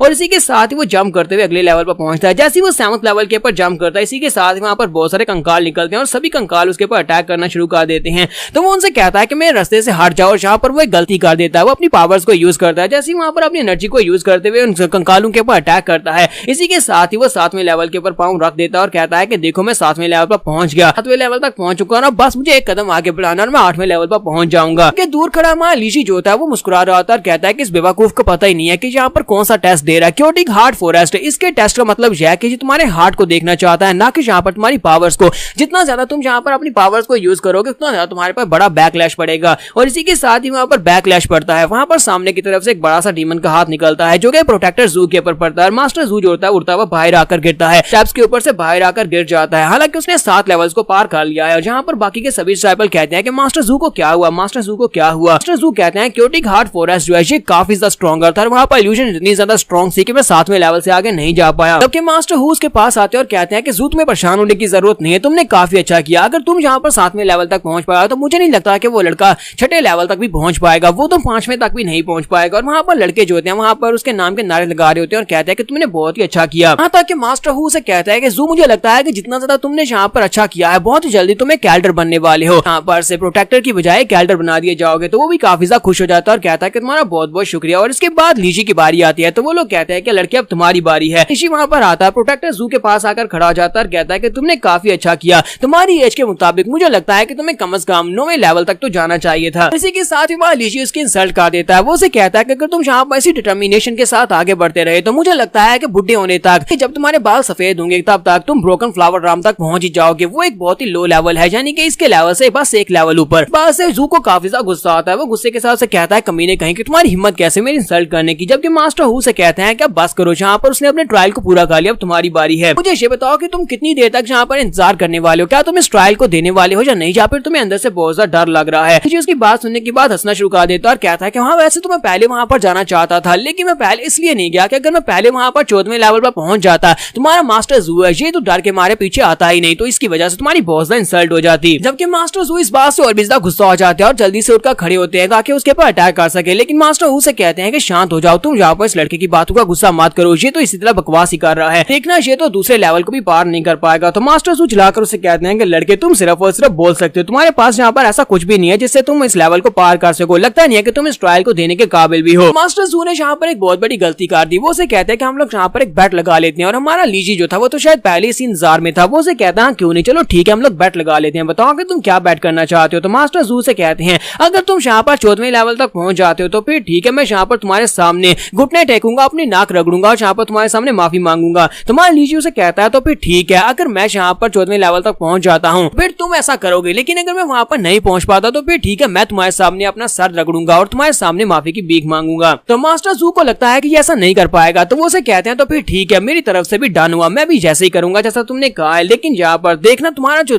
सारे का सारा एटीट्यूड है वो मेरे पाँव के नीचे पड़ा होगा, क्योंकि तुम क्लींजिंग इंस्टेंस सेक्टर के प्राइम डिसाइपल हो, लेकिन तुम अपने सेक्टर की भी यहाँ पर इंसल्ट करवाने वाले हो, जब तुम इन सभी लोगों के सामने अपना सर मेरे सामने झुकाओगे एक लोली प्रोटेक्टर के सामने। लीजी उसे कहता है कि ये तो वक्त ही बताएगा, और इसी के साथ ही लीजी जो होता है वो सबसे पहले जाकर स्टेप के ऊपर खड़ा हो जाता है। जब वो पहले स्टेप के ऊपर खड़ा होता है इसी के साथ उसकी बॉडी के अंदर से काफी सारी एनर्जी निकल रही होती है, या फिर वो सारी एनर्जी जो होती है वो आसपास उसकी बॉडी की तरफ आ रही होती है। तो लीजी जब जाकर पहले स्टेप के ऊपर खड़ा होता है तो 1 घंटा ऐसे ही गुजर जाता है। वो सभी डिसाइपल्स जो होते हैं वहां पर खड़े होते हैं, जबकि उनमें से कुछ वापस चले गए थे। तो एक लड़का भागता वापस आता है और कहता है कि बताओ यहाँ पर क्या सिचुएशन है। तो पहले वाला जो वहां पर खड़ा होता है वो उसे कहता है कि सिचुएशन यहाँ पर खाक होनी है। वो लड़का पिछले 1 घंटे से पहले स्टेप के ऊपर खड़ा है, वो पहले स्टेप से आगे नहीं बढ़ा, पता नहीं उसे वहां पर क्या हुआ है, शायद वो जिंदा भी है या नहीं, वो एक ही स्टेप के ऊपर जमा हुआ है। लीजी जो होता है वाकई में वहां पर पहले स्टेप के ऊपर ही खड़ा होता है। तो वो लड़के वहां पर बहुत ज्यादा खुश होना शुरू हो जाते हैं और कहते हैं कि लगता नहीं है ये आगे बढ़ पाएगा, हमें तो लगता है कि वो वहां पर खड़े खड़े मर गया है, क्योंकि वो इतना ज्यादा डर गया था जिसकी वजह से वो वहीं पर मर गया। और अगर वो जिंदा है तो हमें लगता है कि उसे पीछे हट जाना चाहिए, हमारा टाइम नहीं वेस्ट करना चाहिए, क्योंकि हमारा टाइम जो है वो बहुत ज्यादा कीमती है और वो वहां पर खड़े खड़े हमारा टाइम वेस्ट कर रहा है। हुरन उनकी बातें सुनने के बाद कहता है कि ये सभी कमीने यहाँ पर और थोड़ा सा इंतजार नहीं कर रहे, मेरा सीनियर ब्रदर वहां पर पहले स्टेप के ऊपर खड़ा, मुझे लगता है कि वहां पर कोई रिचुअल परफॉर्म कर रहा होगा या फिर किसी मार्शल आर्ट्स की टेक्निक को यूज करने की कोशिश कर रहा होगा, उसके पास कोई ना कोई प्लान तो जरूर होगा। मुझे नहीं लगता कि ब्रदर लीजी यहाँ पर पहले इतनी एरोगेंस से बात कर रहा था और अब यहाँ पर वो सिर्फ और सिर्फ पहले स्टेप के ऊपर पहुंचा और इससे आगे ना पहुंच पाया, ऐसा तो बिल्कुल भी नहीं हो सकता, क्योंकि मुझे इसके ऊपर बहुत ज्यादा भरोसा है। और इसी के साथ हमारे लीजी की तरफ दिखाते हैं कि हमारा लीजी वहां पर खड़ा होता है और उसके आसपास वो सारी की सारी इल्यूजन्स होती हैं, लेकिन उन सभी इल्यूजन्स की तरफ देख भी नहीं रहा होता। और इसी के साथ हमारा लीजी अपनी आंखें खोलता है और इसी के साथ ही वो सेकंड स्टेप के ऊपर खड़ा हो जाता है, साथ ही वो मुस्कुरा रहा होता है। तो वो सभी डिसाइपल्स कहते हैं वो देखो वो आगे की तरफ बढ़ रहा है। तो जब वो दूसरे स्टेप के ऊपर पहुंचता है इसी के साथ ही वो तीसरे स्टेप की तरफ चल पड़ता है। तो डिसाइपल्स कहते हैं ये क्या, हमें तो लगा था कि वो वहां पर खड़ा खड़ा सो गया है, लेकिन वो तो आगे की तरफ बढ़ना शुरू कर दिया, अब उसने तेजी के साथ आगे बढ़ना शुरू कर दिया, वो तीसरे लेवल की तरफ आगे बढ़ रहा है। तो यहाँ पर हम लोग अपनी एपिसोड 08 का एंड करेंगे। एपिसोड की एक्सप्लेनेशन अच्छी लगी हो तो कमेंट करके जरूर बताइएगा, चैनल को सब्सक्राइब कर दें, वीडियो को लाइक और शेयर कर दें, शुक्रिया। तो गाइस कैसे हैं आप सब लोग, द राइज ऑफ एम्परर के एपिसोड 10 के साथ हाजिर हो। तो लास्ट एपिसोड के एंड पे हमने देखा था कि मास्टर जू जो होते हैं अपना वेपन लेकर लीजी के ऊपर अटैक करने के लिए आगे बढ़ते हैं। वो उसकी तरफ आगे बढ़ते हुए रास्ते में गायब होते हैं और उसके पीछे पहुंच जाते हैं, अपनी तलवार को उठाते हैं और सर के ऊपर उसके अटैक करने लगते हैं। ऐसी वो तलवार लेकर घुमाते हुए अपनी तलवार को उसके ऊपर अटैक कर देते हैं। इसी के साथ ही किसी चीज के साथ उनकी तलवार ब्लॉक हो जाती है। मान लीजिए अपने डंडे को पीछे की तरफ घुमाता है और उसकी तलवार को ब्लॉक कर लेता है। और इसी के साथ ही मास्टर जू बहुत ज्यादा हैरान हो जाते हैं और कहते हैं कि ये कैसे पॉसिबल है, मैं इतनी स्पीड के साथ आया और फिर पीछे वाली साइड से आकर तलवार से अटैक किया और इसने अपने डंडे से मेरे अटैक को ब्लॉक कर लिया। तो मान लीजिए उसे कहता है कि तुम थोड़ी देर पहले जहां पर कह रहे थे कि हम दोनों के दरमियान में एक बहुत बड़ा गैप है क्योंकि तुम्हारी कल्टीवेशन मुझसे ज्यादा है, लेकिन मुझे लगता है कि जहां पर गैप तो सिर्फ इस बात का है कि तुम मुझसे ज्यादा झूठ बोल सकते हो और मैं तुमसे कम बोलता हूँ। मास्टर जू की बात सुनने के बाद काफी गुस्सा होते हैं और कहते हैं कि यहाँ पर इस लड़के ने किया क्या, मुझे लगता है कि इस लड़के को मेरी वीकनेस के बारे में पता चल गया है। इसने यहाँ पर मेरे वीक स्पॉट के ऊपर अटैक किया, मेरी तलवार के ऊपर जहाँ पर इसे वीक स्पॉट दिखाई दी इसने अपने डंडे के साथ बिल्कुल वहीं पर अटैक किया, जिसकी वजह से मेरे हाथ और मेरी तलवार अभी तक यहाँ पर ट्रेम्बल कर रहे हैं। मुझे यहाँ पर शांत होना पड़ेगा, मैं इससे काफी ज्यादा लेवल हायर हूँ, मैं तो फेट राम हूँ, जबकि इस लड़की के पास तो कल्टीवेशन ही नहीं है, मैं इससे कैसे हार सकता हूँ। इसके बाद फिर से जंप करते हुए उसके ऊपर अटैक करने के लिए आगे बढ़ते हैं।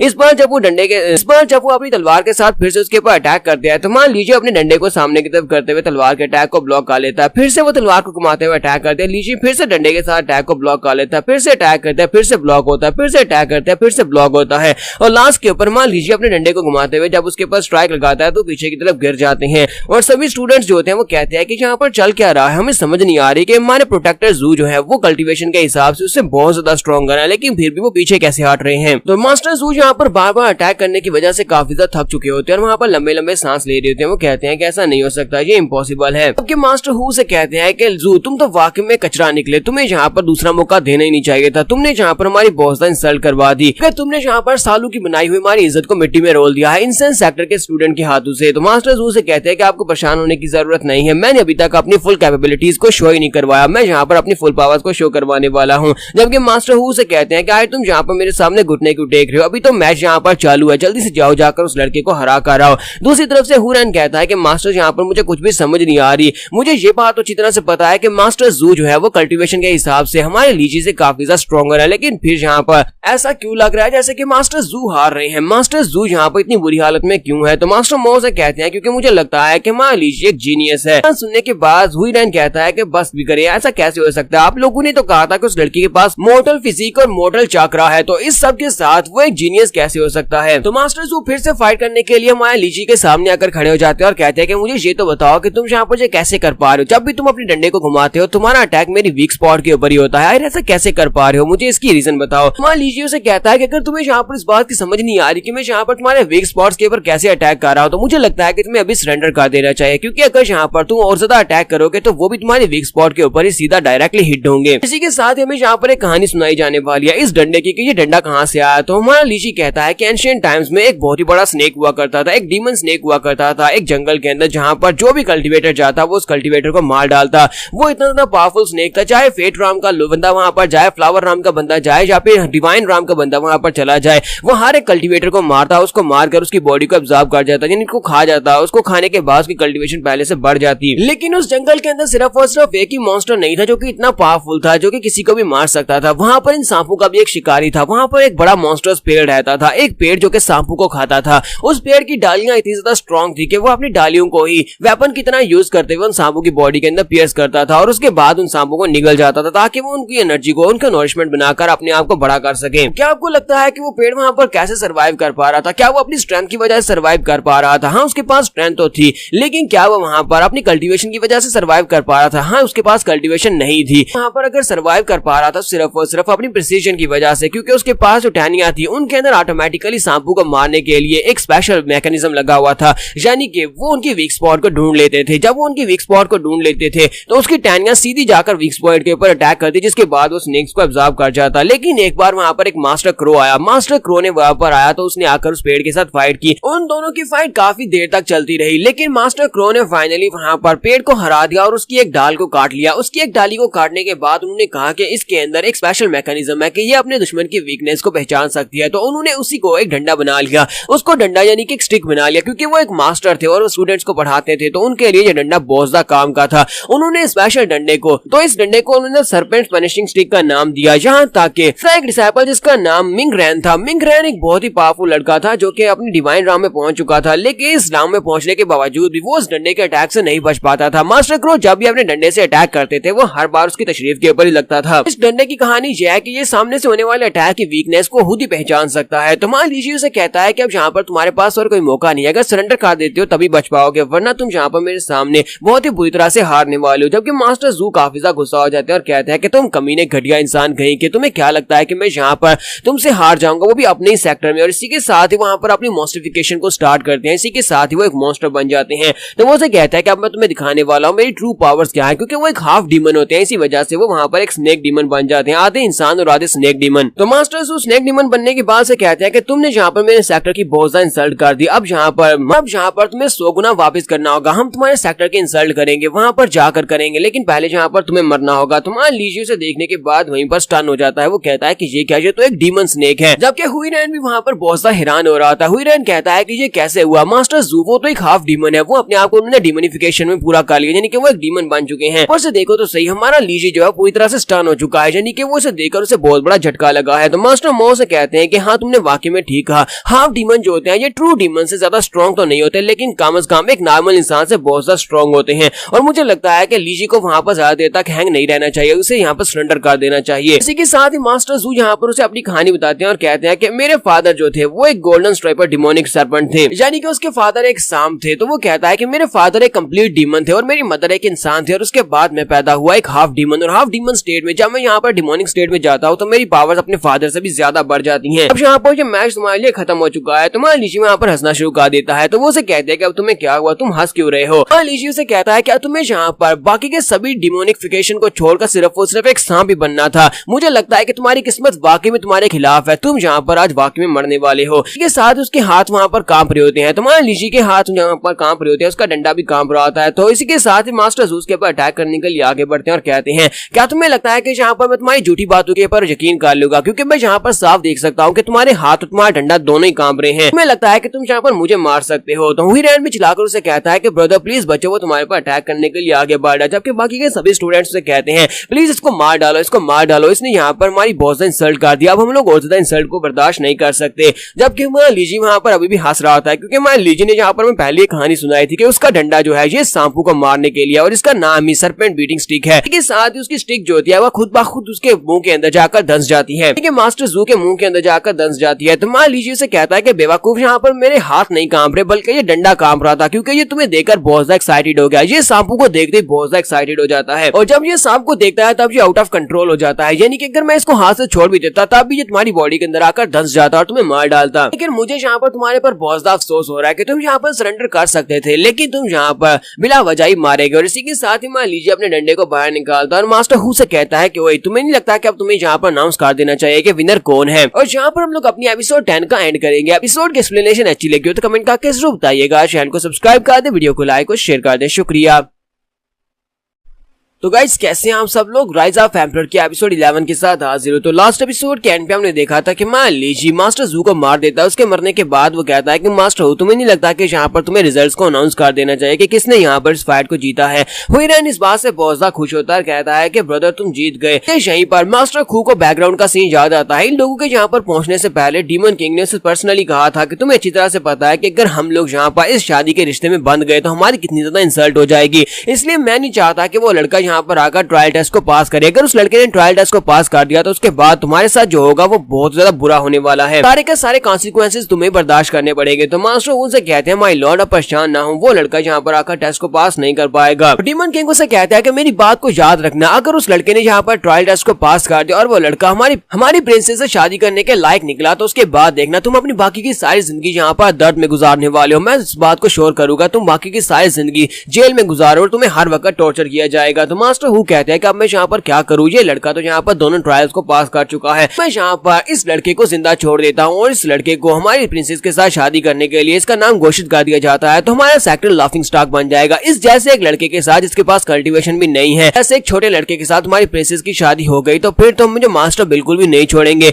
मास्टर मुझे बहुत ज्यादा बुरी तरह से टॉर्चर करेंगे, इसी वजह से अब मुझे यहाँ पर सबको खुद ही खत्म करना होगा। वो अपने हाथ में एनर्जी को रिलीज करते हुए क्रिस्टल बनाता और कहता है कि मैं खुद इस लड़की को मार डालता हूँ। एक बार मैंने इस लड़के को मार दिया तो उसके बाद खुद ही सारी बातों को हैंडल कर लिया जाएगा। हम लोग अपने सेक्टर का नाम यूज करेंगे और उसके बाद मैं यहाँ पर अपने सेक्टर की पनाह में आ जाऊंगा और उसके बाद सारा मसला हल हो जाएगा। जबकि वहाँ लीची वहाँ पर अपने दोस्तों के साथ हंसते हुए बातें कर रहा होता है। वो वहाँ पर हुईरेन से कहता है कि मेरी स्टिक के ऊपर बहुत सारा खून लग गया, क्या तुम इसे साफ करने में मदद कर सकते हो। तो मास्टर मो से कहते हैं हाँ क्यों नहीं, हुईरेन तुम्हारी मदद करेगा, क्योंकि वहाँ पर हमारे कपड़े भी तो हुईरेन ही धोता है। तो वो उसे कहता है हाँ क्यों नहीं, मैं तुम्हारी मदद करूंगा, मैं ऐसा धो दूंगा। तो मास्टर हु अपने हाथ में अभी भी क्रिस्टल बना रहे होते हैं और कहते हैं कि मुझे लगता है कि मुझे यहाँ पर ये कर देना चाहिए, हमारे पास यहाँ पर बचने का एक ही चांस है, अगर मैं इस लड़के को मार देता हूँ तभी मैं बच पाऊंगा। और इसी के साथ ही वो क्रिस्टल बनाकर हमारे लीजी के ऊपर अटैक कर देता है और वो क्रिस्टल उड़ता हुआ जैसे हमारे लीजी की तरफ आगे बढ़ रहा था, बड़ी तेजी के साथ वो क्रिस्टल आगे बढ़ रहा होता है। लेकिन इसी के साथ ही ऊपर से एक पत्थर गिरता है जो कि उस क्रिस्टल के ऊपर गिरता है और वो क्रिस्टल वहीं पर ग्राउंड के ऊपर गिरकर टूट जाता है। तो मास्टर हु इस बात से काफी हैरान होते हैं और कहते हैं कौन है यहाँ पर, किसने यहाँ पर ये पत्थर फेंका, आखिर किसने यहाँ पर ये पत्थर फेंका। जबकि हमारा लीजी काफी ज्यादा गुस्से के साथ पीछे की तरफ घूमता और कहता है कि ये दूसरी बार हुआ है जब तुमने मेरे पास स्नेक अटैक करने की कोशिश की और इस बार तो तुमने मुझे जान से मारने की कोशिश की है। तो मास्टर वू से कहते हैं कि मुझे ये बताओ कि ये किसने किया, ये पत्थर किसने फेंका। और इसी के साथ ऊपर दिखाते हैं कि वो बड़ा सा स्टैचू जो होता है वो हिल रहा होता है। तो वो कहता है ये कैसा कैसे हो सकता है, ये सैक्रेड स्टैचू हिल कैसे सकता है। तो मान लीजिए उसे कहता है कि मुझे लगता है कि तुम्हारी इन गलतियों की वजह से, तुमने यहाँ पर जो पाप किया उनकी वजह से तुम्हारे एंसेस्टर्स भी यहाँ पर गुस्सा हो गए हैं और वो खुद यहाँ पर चलना शुरू कर दिया है। वो स्टोन स्टैचू जो था वो एक्टिवेट हो चुका था और एक्टिवेट होने के बाद अब वो काफी ज्यादा गुस्से में होता है। तो मास्टर मो कहते हैं कि इस स्टोन स्टैचू का चेहरा पहले क्या ऐसा था, इसका चेहरा पहले से काफी ज्यादा बदल गया है। हुईरेन भी कहता है कि हाँ मास्टर मो, वो स्टैचू तो खुद ब खुद ही चल रहा है और बाकी के सभी स्टूडेंट्स जो होते हैं वहां पर बहुत ज्यादा घबरा जाते हैं क्योंकि वो जब स्टैचू चलता है तो ग्राउंड हिलना शुरू हो जाता है। वो सभी स्टूडेंट्स कहते हैं ऐसा कैसे हो सकता है, ये तो हमारा एंशिएंट सैक्रेड स्टैचू है, ये हिल कैसे सकता है। तो जैसे ही वो गार्डियन स्टैचू आगे की तरफ बढ़ता है, इसी के साथ ही वो सभी लोग उसके सामने अपना सर झुकाते हैं और कहते हैं, सभी लोग जहाँ पर अपने एंसेस्टर्स को ग्रीटिंग्स करते हैं, प्लीज एंसेस्टर्स हमें हमारे पर ब्लेसिंग्स दें। जबकि मास्टर हु वहाँ पर बहुत ज्यादा परेशान हो रही होती है कि आखिर ऐसा कैसे हो सकता है, ये सैक्रेड स्टैचू तो हमारी फैमिली का सैक्रेड स्टैचू और हमारे एंसेस्टर्स का है, फिर ये यहाँ पर लीजी को क्यों प्रोटेक्ट कर रहा है, आखिर इसे प्रोटेक्शन क्यों दी जा रही है। सैक्रेड स्टैचू वहाँ पर अपना सर झुकाता है, हमारे लीजी के सामने आकर अपना सर झुका देता है और इसी के साथ ही मास्टर हु को समझ आ जाती है कि लीजी एक बहुत ही महान मास्टर है और वो यहाँ पर कुछ भी नहीं कर पाएगा। जबकि हमारा लीजी वहाँ पर उसकी तरफ देखता है और अपने स्टैचू से कहता है कि इसको मार डालो। इसी के साथ स्टैचू ऑर्डर सुनने के बाद अपने हाथ को उठाता है। मास्टर हु को वहाँ पर समझ आ चुकी थी कि वो मरने वाले हैं। वो जोर जोर से हंसना शुरू कर देते हैं और कहते हैं ऐसा बिल्कुल भी नहीं हो सकता, ऐसा बिल्कुल भी नहीं हो सकता। और इसी के साथ स्टैचू अपना हाथ उसके ऊपर दे मारता है। जब वो स्टैचू अपना हाथ उसके ऊपर दे मारता है तो इसी के साथ ही मास्टर हु उसके हाथ के नीचे आकर मर जाते हैं। मरने के साथ बाकी के सभी स्टूडेंट्स कहते हैं कि ये सैक्रेड स्टैचू तो आउट ऑफ कंट्रोल हो चुका है, हमें यहाँ से निकल कर जाना होगा वरना ये हम भी मार डालेगा। और इसी के साथ ही वो सभी वहां से भागना शुरू कर देते हैं। जब वो सभी स्टूडेंट्स वहां पर से भाग कर जा रहे होते हैं तो वो स्टैचू उन सभी की तरफ देखता है और उन सभी को मारने के लिए आगे बढ़ता है। मान लीजिए भी वहां पर नीचे उतर आता है। मान लीजिए नीचे उतरता है और कहता है कि देखो तो जरा ये सभी लोग कैसे डर कर भाग रहे हैं, ये सभी लोग तो बहुत ज्यादा कमजोर निकले। मास्टर मो से कहते हैं कि यहाँ पर क्या चल रहा है, कि ये सब कुछ तुम कर रहे हो। तो हुईरेन भी उसे पूछता है मुझे बताओ यहाँ पर क्या हो रहा है, क्या ये तुम कंट्रोल कर रहे हो। तो मान लीजिए उसे कहता है क्या तुम्हें पता है कि मैंने तुम्हें कहा था कि मुझे उसके कंधे के ऊपर पहुंचा दो। जब तुमने मुझे उसके कंधे के ऊपर पहुंचा दिया था उस वक्त मैंने जाकर उसके कान में एक सीक्रेट लैंग्वेज बही थी, एक सीक्रेट लैंग्वेज जिससे इसको एक्टिवेट किया जा सकता है। और जब मैंने वहां पर सीक्रेट लैंग्वेज के साथ से एक्टिवेट किया तो इसका मतलब यह है कि ये मेरे ऑर्डर्स को फॉलो करेगा। हुईरेन कहता है क्या वाकई में इस तरह की भी कोई चीज होती है, क्या हम इन सभी के सभी स्टैचूज को एक्टिवेट कर सकते हैं। तो मान लीजिए अपने लोगों से कहता है कि मैं यहाँ पर पहले तो इन सभी लोगों को छोड़ने वाला था कि अगर ये लोग यहाँ पर इस तरह की हरकत नहीं करते, इन लोगों ने दूसरी बार मुझे मारने की कोशिश की है, तो मुझे अब यहाँ पर इस बात का कोई भी डर नहीं है कि ये सभी लोग मेरे साथ और क्या करेंगे। चलो जल्दी से आप सभी स्टैचूज को एक्टिवेट करते हैं और इनके पूरे के पूरे डीमन सेक्टर को इनाइलेट कर देते हैं, क्योंकि अगर ये लोग यहाँ पर रूल्स को फॉलो नहीं करेंगे तो फिर हम लोग रूल्स को क्यों फॉलो करें। आज इनका पूरे का पूरा सेक्टर बर्बाद कर देते हैं। जैसे मान लीजिए वहाँ पर उनके सेक्टर को बर्बाद करने की बात करता है, इसी के साथ ही ऊपर बिजली चमकती है, डीमन किंग ऊपर से अपीयर होता है और इसी के साथ ही एक एल्डर भी वहाँ पर आता है। एक एल्डर जल्दी से जंप करते हैं वहाँ पर नीचे उतरता है स्टैचू के ऊपर।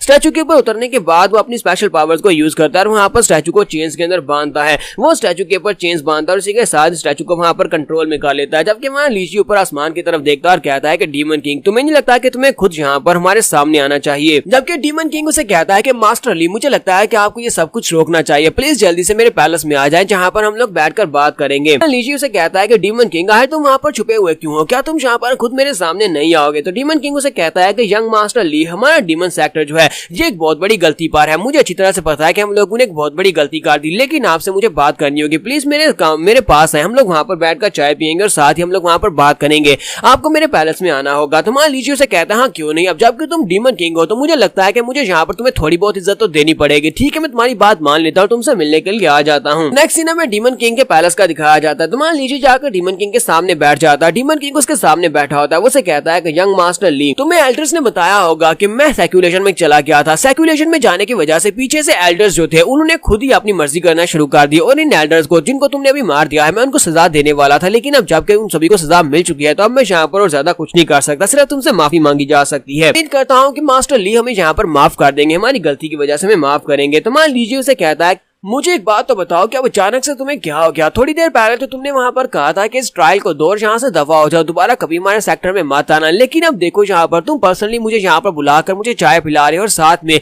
मुझसे इतनी नरमी के साथ बात कर रहे हो। अब जबकि तुम्हें इस बारे में पता चल चुका है कि मुझे सीक्रेट लैंग्वेज आती है जिससे सेक्रेड स्टैच्यूज को एक्टिवेट किया जा सकता है, क्या इस वजह से। तो डीमन किंग उसे कहते हैं कि हाँ बिल्कुल इसी वजह से। वो हंसते हुए कहते हैं हाँ बिल्कुल इसी वजह से। लड़के मुझे ये बताओ क्या वाकई में तुम्हें यहाँ पर उन स्टैच्यूज को एक्टिवेट करने के लिए सीक्रेट लैंग्वेज आती है, तुम्हें ये सीक्रेट लैंग्वेज कहाँ से पता चली, क्योंकि ये तो काफी अर्सा पहले गुम गई थी। तो मेरे दोस्त बताओ, क्या तुम्हें वाकई में सारी लैंग्वेज आती है? तुम्हारा लीची से कहता है अच्छा, तो अब मैं यहाँ पर तुम्हारा दोस्त भी बन गया हूँ। एंसेस्टरों से कहते हैं कि हमारे पास इस तरह के 4 स्टैचूज हैं और 4 स्टैचूज बहुत ही पावरफुल एंसेस्टर्स के हैं। अब मुझे ये बताओ, क्या तुम चारों को एक्टिवेट कर सकते हो? लीची से कहता है कि हाँ, मैं चारों को एक्टिवेट कर सकता हूँ, चारों की सीक्रेट लैंग्वेज मुझे आती है। तो डीमन किंग उसे कहते हैं तो बहुत ही अच्छी बात है। अब मुझे ये बताओ, क्या तुम वो सीक्रेट लैंग्वेज मुझे दोगे? अगर तुम वो सीक्रेट लैंग्वेज मुझे दे देती हो तो मैं तुम्हें अपने सेक्टर का प्राइम डिसिपल बना दूंगा। सिर्फ इतना ही नहीं है, बल्कि मेरे मरने के बाद तुम नए डीमन किंग बन सकते हो, यानी कि तुम मेरे सक्सेसर बनकर कुर्सी के ऊपर बैठ सकते हो। बताओ कि तुम्हें मेरी डील कैसी लगी? तो यहाँ पर हम लोग अपने एपिसोड 11 का एंड करेंगे और नेक्स्ट एपिसोड में देखेंगे या हमारा लीजी यहाँ पर इसकी ऑफर को एक्सेप्ट करेगा या फिर नहीं। तो एपिसोड की एक्सप्लेनेशन अच्छी लगी हो तो कमेंट करके जरूर बताइएगा। चैनल को सब्सक्राइब कर दे, वीडियो को लाइक और शेयर कर दे। शुक्रिया।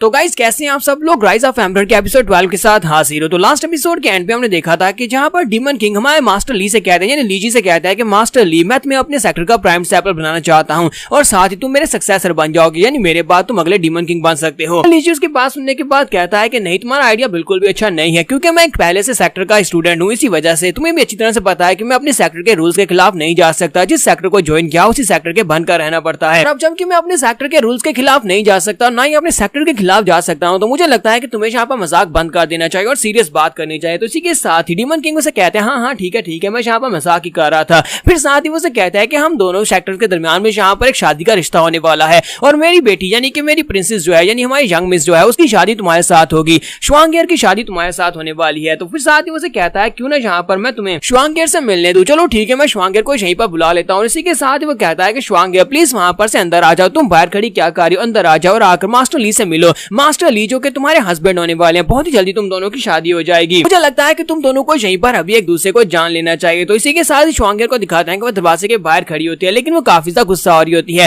फिर साथ ही यहाँ पर उसका एक बैकग्राउंड सीन दिखाया जाता है। बैकग्राउंड सीन में वो अपनी नौकरानी के साथ होती है, तो वो अपने गाजीपुर में खड़ी होती है जहाँ पर पानी को निहार रही होती है। उसकी नौकरानी उसके पास आती है और उसे कहती है कि यंग लेडी, यहाँ पर देखो तो सही चेरी ब्लॉसम के फूल किस तरह से खिल रहे हैं और ये बहुत ज्यादा खूबसूरत है, यहाँ की सीनरी बहुत ज्यादा खूबसूरत है। तो उसकी यंग मिस उसे कहती है, लेकिन मुझे लगता है कि जब एक आदमी सिर्फ और सिर्फ एक ही सीनरी को देखता रहेगा, वो बार बार एक ही सीनरी को देखकर बहुत ज्यादा बोर हो जाएगा। तो उसकी नौकरानी उसकी बात सुनने के बाद आगे बढ़ती है और उसे कहती है, लेकिन हमारी यंग मिस इतनी ज्यादा खूबसूरत है, उनका चेहरा इतना ज्यादा ग्लो करता है, उनके चेहरे की सीनरी को कोई भी कभी देखकर बोर नहीं हो सकता। तो यंग मिस उसे कहती है कि ये तुमने क्या बातें करना शुरू कर दी। तो उसकी नौकरानी उसे कहती है कि यंग मिस, आपको यहाँ पर बोर होने की जरूरत नहीं, क्योंकि बहुत ही जल्दी आपके चेहरे को यहाँ पर देखकर खुश होने वाला बहुत ही जल्दी आ जाएगा। जब आपकी शादी हो जाएगी तो आप अपने हस्बैंड के साथ इस पूरी दुनिया को घूमेंगे और पूरी दुनिया में घूमकर आप डिफरेंट तरह की सीनरीज को देख पाएंगे, आप खूबसूरत जगहों को देखेंगी। उसकी यंग मिस बात सुनने के बाद आगे से हंसना शुरू कर देती है। तो नौकरानी उसे कहती है कि यंग मिस, आपको क्या हो गया, आप यहाँ पर मेरी बात के ऊपर मुस्कुरा क्यों रही हैं? तो वो उसे कहती है कि तुम्हें लगता है कि इस दुनिया में कोई ऐसा है जो कि मेरे लायक हो सके? यहाँ की यंग मिस श्वांगियर हूँ और श्वांगियर के लायक ऐसा कोई भी नहीं है जो कि उसके साथ शादी कर सके, यानी कि मेरा बेटर हाफ अभी तक बना ही नहीं। तो उसकी नौकरानी उसकी बात सुनने के बाद कहती है, हाँ मेरी यंग मिस ने बिल्कुल ठीक कहा, ऐसा तो कोई मर्द पैदा ही नहीं हुआ जो कि हमारी यंग मिस का दूसरा हाफ बन सके, यानी कि उसका हस्बैंड बन सके, इस लायक कोई भी नहीं है। यहाँ पर अपनी तारीफें कर रही होती है जैसे कि ये कोई बहुत ही महान लड़की हो या बहुत ही महान प्रिंसेस हो। के साथ जब वो वहाँ पर मास्टर ली यानी लीजी को देखती है तो उसे देखने के बाद उस बेचारी को झटका लगता है। वो कहती है कि मैं यहाँ पर किसी ताकतवर और स्ट्रॉन्ग कल्टीवेशन वाले बंदे के साथ शादी करने के ख्वाब देख रही थी,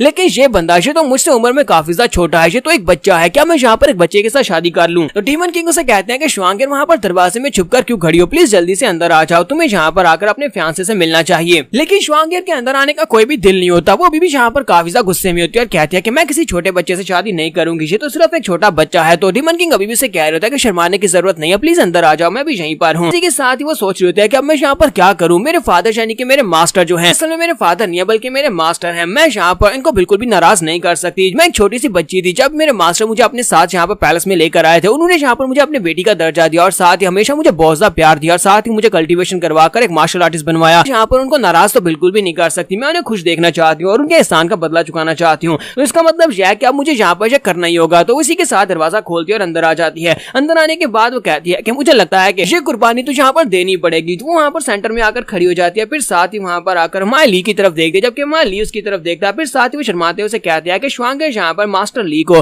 ग्रीट करती है, मास्टर ली आप बताएं आप कैसे हैं? तो माई ली कहता है कि तुम इतनी बुरी नहीं हो। ये बात सुनने के बाद वो सोच रही होती है इसकी हिम्मत कैसे भी यहाँ पर मेरे बारे में ये कहने की कि मैं इतनी बुरी नहीं हूँ, क्या ये कहना क्या चाहता है? कहना क्या चाहता है कि मैं बुरी दिखती हूँ? श्वांगियर कहती है कि काश यहाँ पर फादर नहीं होते, अगर ये यहाँ पर नहीं नहीं होते तो मैंने इसे बहुत ही अच्छा सबक सिखाया होता, लेकिन मुझे लगता है कि फिलहाल के लिए मुझे यहाँ पर एंगेजमेंट सेरेमनी को पूरा करना चाहिए। इसी के साथ ही हमारे लीची से कहते हैं कि सर आपने तो मेरी बहुत ज्यादा तारीफ कर दी, जबकि डीमन किंग भी से कहते हैं देखा तुमने देख लिया ना, ये मेरी बेटी है जिसके साथ तुम्हारी शादी होने वाली है। तो मान लीजिए उसकी बात सुनने के बाद कहता है कि हम लोग यहाँ पर जिस एंगेजमेंट की बात कर रहे हैं और तुम यहाँ पर जिस सेरेमनी को पूरा करने की बात कर रहे हो, मुझे नहीं लगता कि उसे पूरा किया जा सकता है, तुम इसके बारे में भूल जाओ। ये बात सुनने के बाद उन दोनों को झटका लगता है। तो हमारे जो डीमन किंग होते हैं वो सोच रहे होते हैं कि अब अचानक से इस लड़के की इस बात का क्या मतलब हो सकता है। ये लड़का ना तो इसे पावर चाहिए, ना इसे पैसा चाहिए, फिर ना इसे ब्यूटी चाहिए, आज इस लड़के का मकसद क्या है, इसे क्या चाहिए। मैं डीमन किंग हूँ, पिछले कई सालों से मैं इस गद्दी के पर बैठा हूँ, मैं बहुत सारे लोगों को देख चुका हूँ, लेकिन इस लड़के को देखकर मैं कुछ भी नहीं जान पा रहा कि इस लड़के का मकसद क्या है, ये क्या हासिल करना चाहते हैं। डीमन किंग आगे से हंसना शुरू कर देते हैं और कहता है कि मेरा लिटिल फ्रेंड ली, मुझे लगता है कि तुम्हें यहाँ पर थोड़ा सा रिलैक्स होने की जरूरत है। हो सकता है कि तुम यहाँ पर बात को लेकर परेशान हो कि श्वांगर बहुत ज्यादा एक्सट्रीमली टैलेंटेड है, यानी कि इसका टैलेंट बहुत ज्यादा है और ये कमाल की मार्शल आर्टिस्ट है, और तुम यहाँ पर बहुत ज्यादा लो लेवल के लड़के, तुम्हारे पास कल्टीवेशन भी नहीं है, लेकिन तुम्हारा एटीट्यूड जो है तुम्हें बहुत ज्यादा महान बनाता है। मुझे लगता है कि तुम अपने इसी एटीट्यूड के साथ फ्यूचर में बहुत सारी अचीवमेंट्स को हासिल करने वाले हो, इसलिए तुम्हें यहाँ पर परेशान होने की जरूरत नहीं है। श्वांगर भी उसे कहती है कि इन्होंने बिल्कुल ठीक कहा, तुम मेरे हस्बैंड बनने वाले हो, और एक हस्बैंड और वाइफ दोनों एक ही तो होते हैं, यानी कि मैं भी फ्यूचर में तुम्हारी बहुत ज्यादा मदद करूंगी। वाइफ होने के नाते मेरा फर्ज बनता है कि मैं तुम्हारी मदद करूं। ऐसे भी ये तो दुनिया वालों की बातें हैं, दुनिया वाले ये सोचेंगे कि एक स्ट्रॉन्गर है और दूसरा कमजोर है, लेकिन हम दोनों हस्बैंड एंड वाइफ होंगे, हम दोनों एक दूसरे को ना कमजोर देखेंगे ना स्ट्रॉन्ग देखेंगे। तो मान लीजिए उन दोनों की बातें सुनने के बाद कहता ओए ओए ओए रुक जाओ, तुम लोग यहाँ पर क्या बकवास किए जा रहे हो, मैं यहाँ पर ये वाली बात तो बिल्कुल भी नहीं कर रहा, लगता है कि तुम लोगों ने इसको सिरे से ही गलत समझ लिया है। लीजिए उसे कहता है कि मैं यहाँ पर इस एंगेजमेंट से मना कर रहा हूँ, इस शादी से मना कर रहा हूँ, इस वजह से नहीं कि मैं यहाँ पर इसके पावरफुल होने का मुझे डर है कि लोग इससे कहेंगे कि ये स्ट्रॉन्ग है, मैं यहाँ पर इसलिए कर रहा हूँ क्योंकि मुझे यहाँ पर ये लड़की बिल्कुल ही पसंद नहीं आई। ये वाली बात सुनने के बाद तो श्वांगर बेचारी के मुंह के ऊपर तो एक गीला तमाचा पड़ता है, वो बेचारी बहुत ज्यादा गुस्सा हो जाती है और कहती है कि इस कमीने की हिम्मत कैसे भी यहाँ पर ये कहने की मैं इसे पसंद नहीं आई, मैं बहुत ज्यादा खूबसूरत और देखो तो जरा एक छोटा सा बच्चा यहाँ पर मुझे ये कह रहा है। श्वांगर बेचारी तो वहाँ पर स्टन होकर खड़ी होती है, जबकि डीमन किंग उसे कहता है कि मैं लिटिल फ्रेंड, मुझे लगता है कि तुम्हें यहाँ पर थोड़ा सोचने का टाइम चाहिए होगा, श्वांगर इतनी बुरी नहीं है, कल्टीवेशन भी अच्छी है और ऊपर से बहुत ज्यादा खूबसूरत भी है कि ट्रायल की वजह से तुम्हारे दिमाग के ऊपर असर पड़ा है, जिसकी वजह से तुम यहाँ पर ये कह रहे हो। मैं तुम्हें पहले भी ये बात कह चुका हूँ कि वहाँ पर ट्रायल में जो कुछ भी हुआ, वहाँ पर एल्डर और एल्डर हु उन दोनों ने जानबूझकर ये सब कुछ किया था, और इस सारे की सारी जिम्मेदारी भी उन दोनों के ऊपर ही। अब जबकि वो लोग मर चुके हैं तो इस सब का हमसे कोई भी ताल्लुक नहीं है, मैंने ये सब कुछ नहीं किया और मैं यहाँ पर तुमसे दोबारा माफी मांग सकता हूँ, तो हमें यहाँ पर मैरिज कॉन्ट्रैक्ट को पूरा करना चाहिए। तो मुझे नहीं लगता कि तुम यहाँ पर शादी से इनकार करोगे, तो क्लींजिंग इंसेंस सेक्टर के बाकी के एल्डर्स इस बात से खुश होने वाले हैं, वो लोग यहाँ पर ये शादी करवाना चाहते हैं। तो मान लीजिए उसकी बात सुनने के बाद कहता है कि मैं पर्सनली यहाँ पर शादी से मना करता हूँ क्योंकि मुझे तुम्हारी लड़की बिल्कुल ही पसंद नहीं है, इसी वजह से मैं यहाँ पर शादी से मना कर रहा हूँ, और अगर यहाँ पर सेक्टर को इस बात से कोई मसला होगा तो सेक्टर वाले खुद मुझसे बात कर लेंगे, तुम्हें सेक्टर वालों के बारे में परेशान होने की जरूरत नहीं है। इसी के साथ ही मान लीजिए उठकर खड़ा हो जाता है और उसे कहता है कि मुझे बस तुमसे इतना ही कहना था, इसके अलावा मुझे तुमसे और कुछ भी नहीं कहना, और अगर तुम्हें मुझसे कुछ नहीं कहना तो फिर मैं यहाँ से जाना चाहूंगा।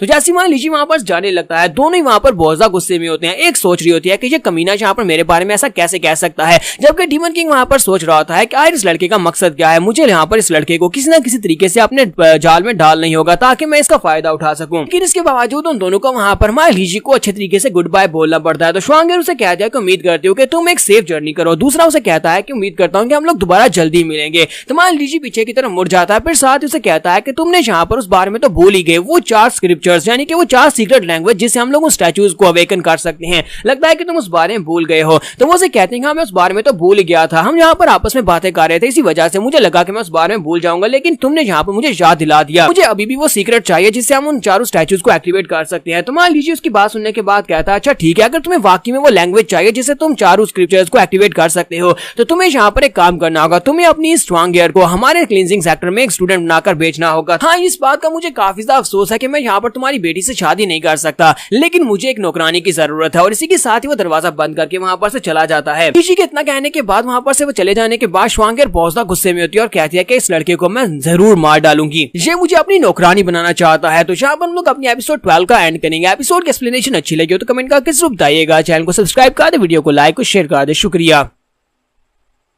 राइज ऑफ एम्परर के एपिसोड 13 के साथ हाजिर हो। तो लास्ट एपिसोड के एंड पे हमारा लीजिए एक बड़ा धमाका करता है, वो जाते हुए डीमन किंग से कहता है कि अपनी बेटी को हमारे सेक्टर में भेज दो, वहां पर हमारे सेक्टर की एक स्टूडेंट बनेगी लेकिन मेरी नौकरानी बनकर रहेगी। और इतना कहकर वो वहां पर से चला जाता है। आए जाने के बाद हमारा लीजिए अपने साथियों को बताता है कि उसने यहाँ पर शादी को मना कर दिया। तो ये बात सुनने के बाद मास्टर मो से कहता है कि तुमने ऐसा क्यों किया, जबकि हुरैन भी उसे कहता है कि मुझे लगता है कि तुम्हें यहाँ पर में रहते हुए ये सारे मजाक करने चाहिए थे, तुम बहुत ज्यादा एरोगेंट हो, लेकिन तुम्हें यहाँ पर ये एरोगेंसी नहीं दिखानी चाहिए था, और मुझे लगा था कि तुम यहाँ पर सेक्टर को रिवाइव करने वाले और दोबारा से हमारा सेक्टर राइज करेगा, लेकिन ये सारे का सारा तो बाढ़ में चला गया। मान लीजिए इसी के साथ उन दोनों से कहता है कि मास्टर मोहू रैन, तुम दोनों को यहाँ पर परेशान होने की जरूरत नहीं है। तुम लोगों को क्या लगता है कि अगर हम लोग यहाँ पर इनके लड़की के साथ शादी कर भी लेंगे तो इससे हमारा सेक्टर रिवाइव हो जाएगा? नहीं, ऐसा बिल्कुल भी नहीं होने वाला था। अगर इससे किसी सेक्टर का भला होने वाला था तो वो डीमन सेक्टर के लोगों का होने वाला था। मैं यहाँ पर तुम लोगों से शर्त लगाता हूँ कि कुछ ही दिनों के बाद यहाँ की जो प्रिंसेस है यानी श्वांग गेरजा वो बहुत ही जल्दी हमारे सेक्टर में पहुंच आएगी, हमारे सेक्टर को आकर ज्वाइन करेगी और उसके बाद देखना मैं उसे एक नौकरानी की तरह वहाँ पर ट्रीट करूंगा। मुझे लगता है कि शादी के मुकाबले में ये ज्यादा बेहतर होगा। अगर हम लोग उनके साथ शादी के कॉन्ट्रैक्ट में बंध जाते तो डीमन किंग हमें इस्तेमाल कर सकता था, लेकिन अब हम यहाँ पर डीमन किंग को इस्तेमाल करेंगे। सुनने के बाद वो दोनों बहुत ज्यादा हैरान होते हैं, फिर साथ ही वो सोच रहे होते हैं मुझे लगता है कि स्टोरी काफी ज्यादा अच्छी बनने वाली है।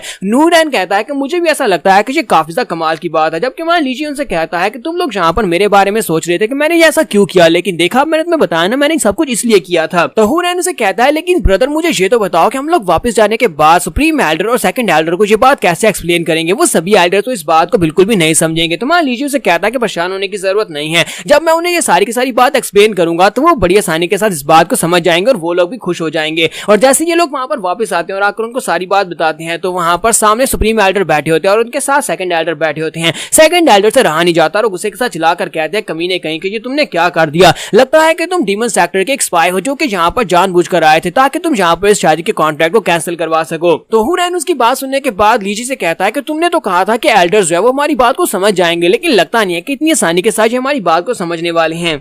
तो मान लीजिए एल्डर की बात सुनने के बाद कहता है कि मुझे ये तो बताया कि आपने मेरे पर ये इल्जाम क्यों लगाया कि मैं डीमन गेट का एक स्पाई हूँ, आए क्या आपके पास इसका कोई सबूत है? तो वो कहते हैं हाँ मेरे पास एक सबूत है, देखना मैं यहाँ पर तुम्हें एक्सपोज करके रहूंगा, मैं यहाँ पर साबित करूंगा कि तुम डीमन गेट के ही एक स्पाई हो। फिर साथ ही वो से कहते हैं कि हमारा जो एंशिएंट टोकन है जो तुम यहाँ पर लेकर आए थे जिसकी मदद से तुम यहाँ पर एंट्री हासिल की, वो टोकन जो है वो बहुत ज्यादा महंगा है, यानी कि उसकी कीमत जो है प्राइस लेस है। वो सिर्फ डीमन गेट के लोग इतने ज्यादा प्रॉस्पर हैं कि वो लोग उसकी इतनी ज्यादा कीमत देकर कि हमारे ओल्ड मास्टर इवल के पास उसको खरीद सके, उन्होंने उसे बहुत सारा पैसा दिया होगा ताकि वो शराब खाने और वैशा खाने में उड़ा सके, जिसकी वजह से उसने वो टोकन तुम्हें दे दिया। और दूसरी बात जो मैंने यहाँ पर रिड्यूस किया वो ये है कि तुम्हारे जैसा एक लड़का जिसके पास कोई भी कल्टीवेशन नहीं है और तुम्हारे पास सिर्फ और सिर्फ मॉर्टल फिजिक है और साथ ही मॉर्टल फेट है, तुम्हें क्या लगता है कि तुम इतनी आसानी के साथ वहां पर जाओगे डीमन सेक्टर में और उनके कुछ एल्डर्स और साथ में उनके कुछ जीनियस डिसाइपल्स को बड़ी आसानी से मार डालोगे? मुझे तो लगता है कि वो एल्डर्स और डिसाइपल्स जानबूझकर तुम्हारे सामने अपना सैक्रिफाइस दिया ताकि वो यहाँ पर इस बात को साबित कर सके वाकई में हमारे खिलाफ हो, असल में तुम उन्हीं के एक स्पाई हो। नूरैन एल्डर से कहता है लेकिन एल्डर इसने तो मुझे भी हराया था, हम दोनों ने फाइट की थी लेकिन इसने मुझे हरा दिया, तो अब यहाँ पर इसका भी तो कुछ मतलब निकाले ना। सेकंड एल्डर उसकी बात सुनने के बाद कहते हैं इसका मतलब यही है कि तुम एक कचरे हो, तुम यहाँ पर एक कचरे से हार गए, इसका मतलब तुम एक बड़े कचरे हो। सेकंड एल्डर कहते हैं और तीसरे नंबर पर ये बात कि तुम लोगों ने यहाँ पर वापस आकर बताया कि एक सीक्रेट लैंग्वेज आती है जिससे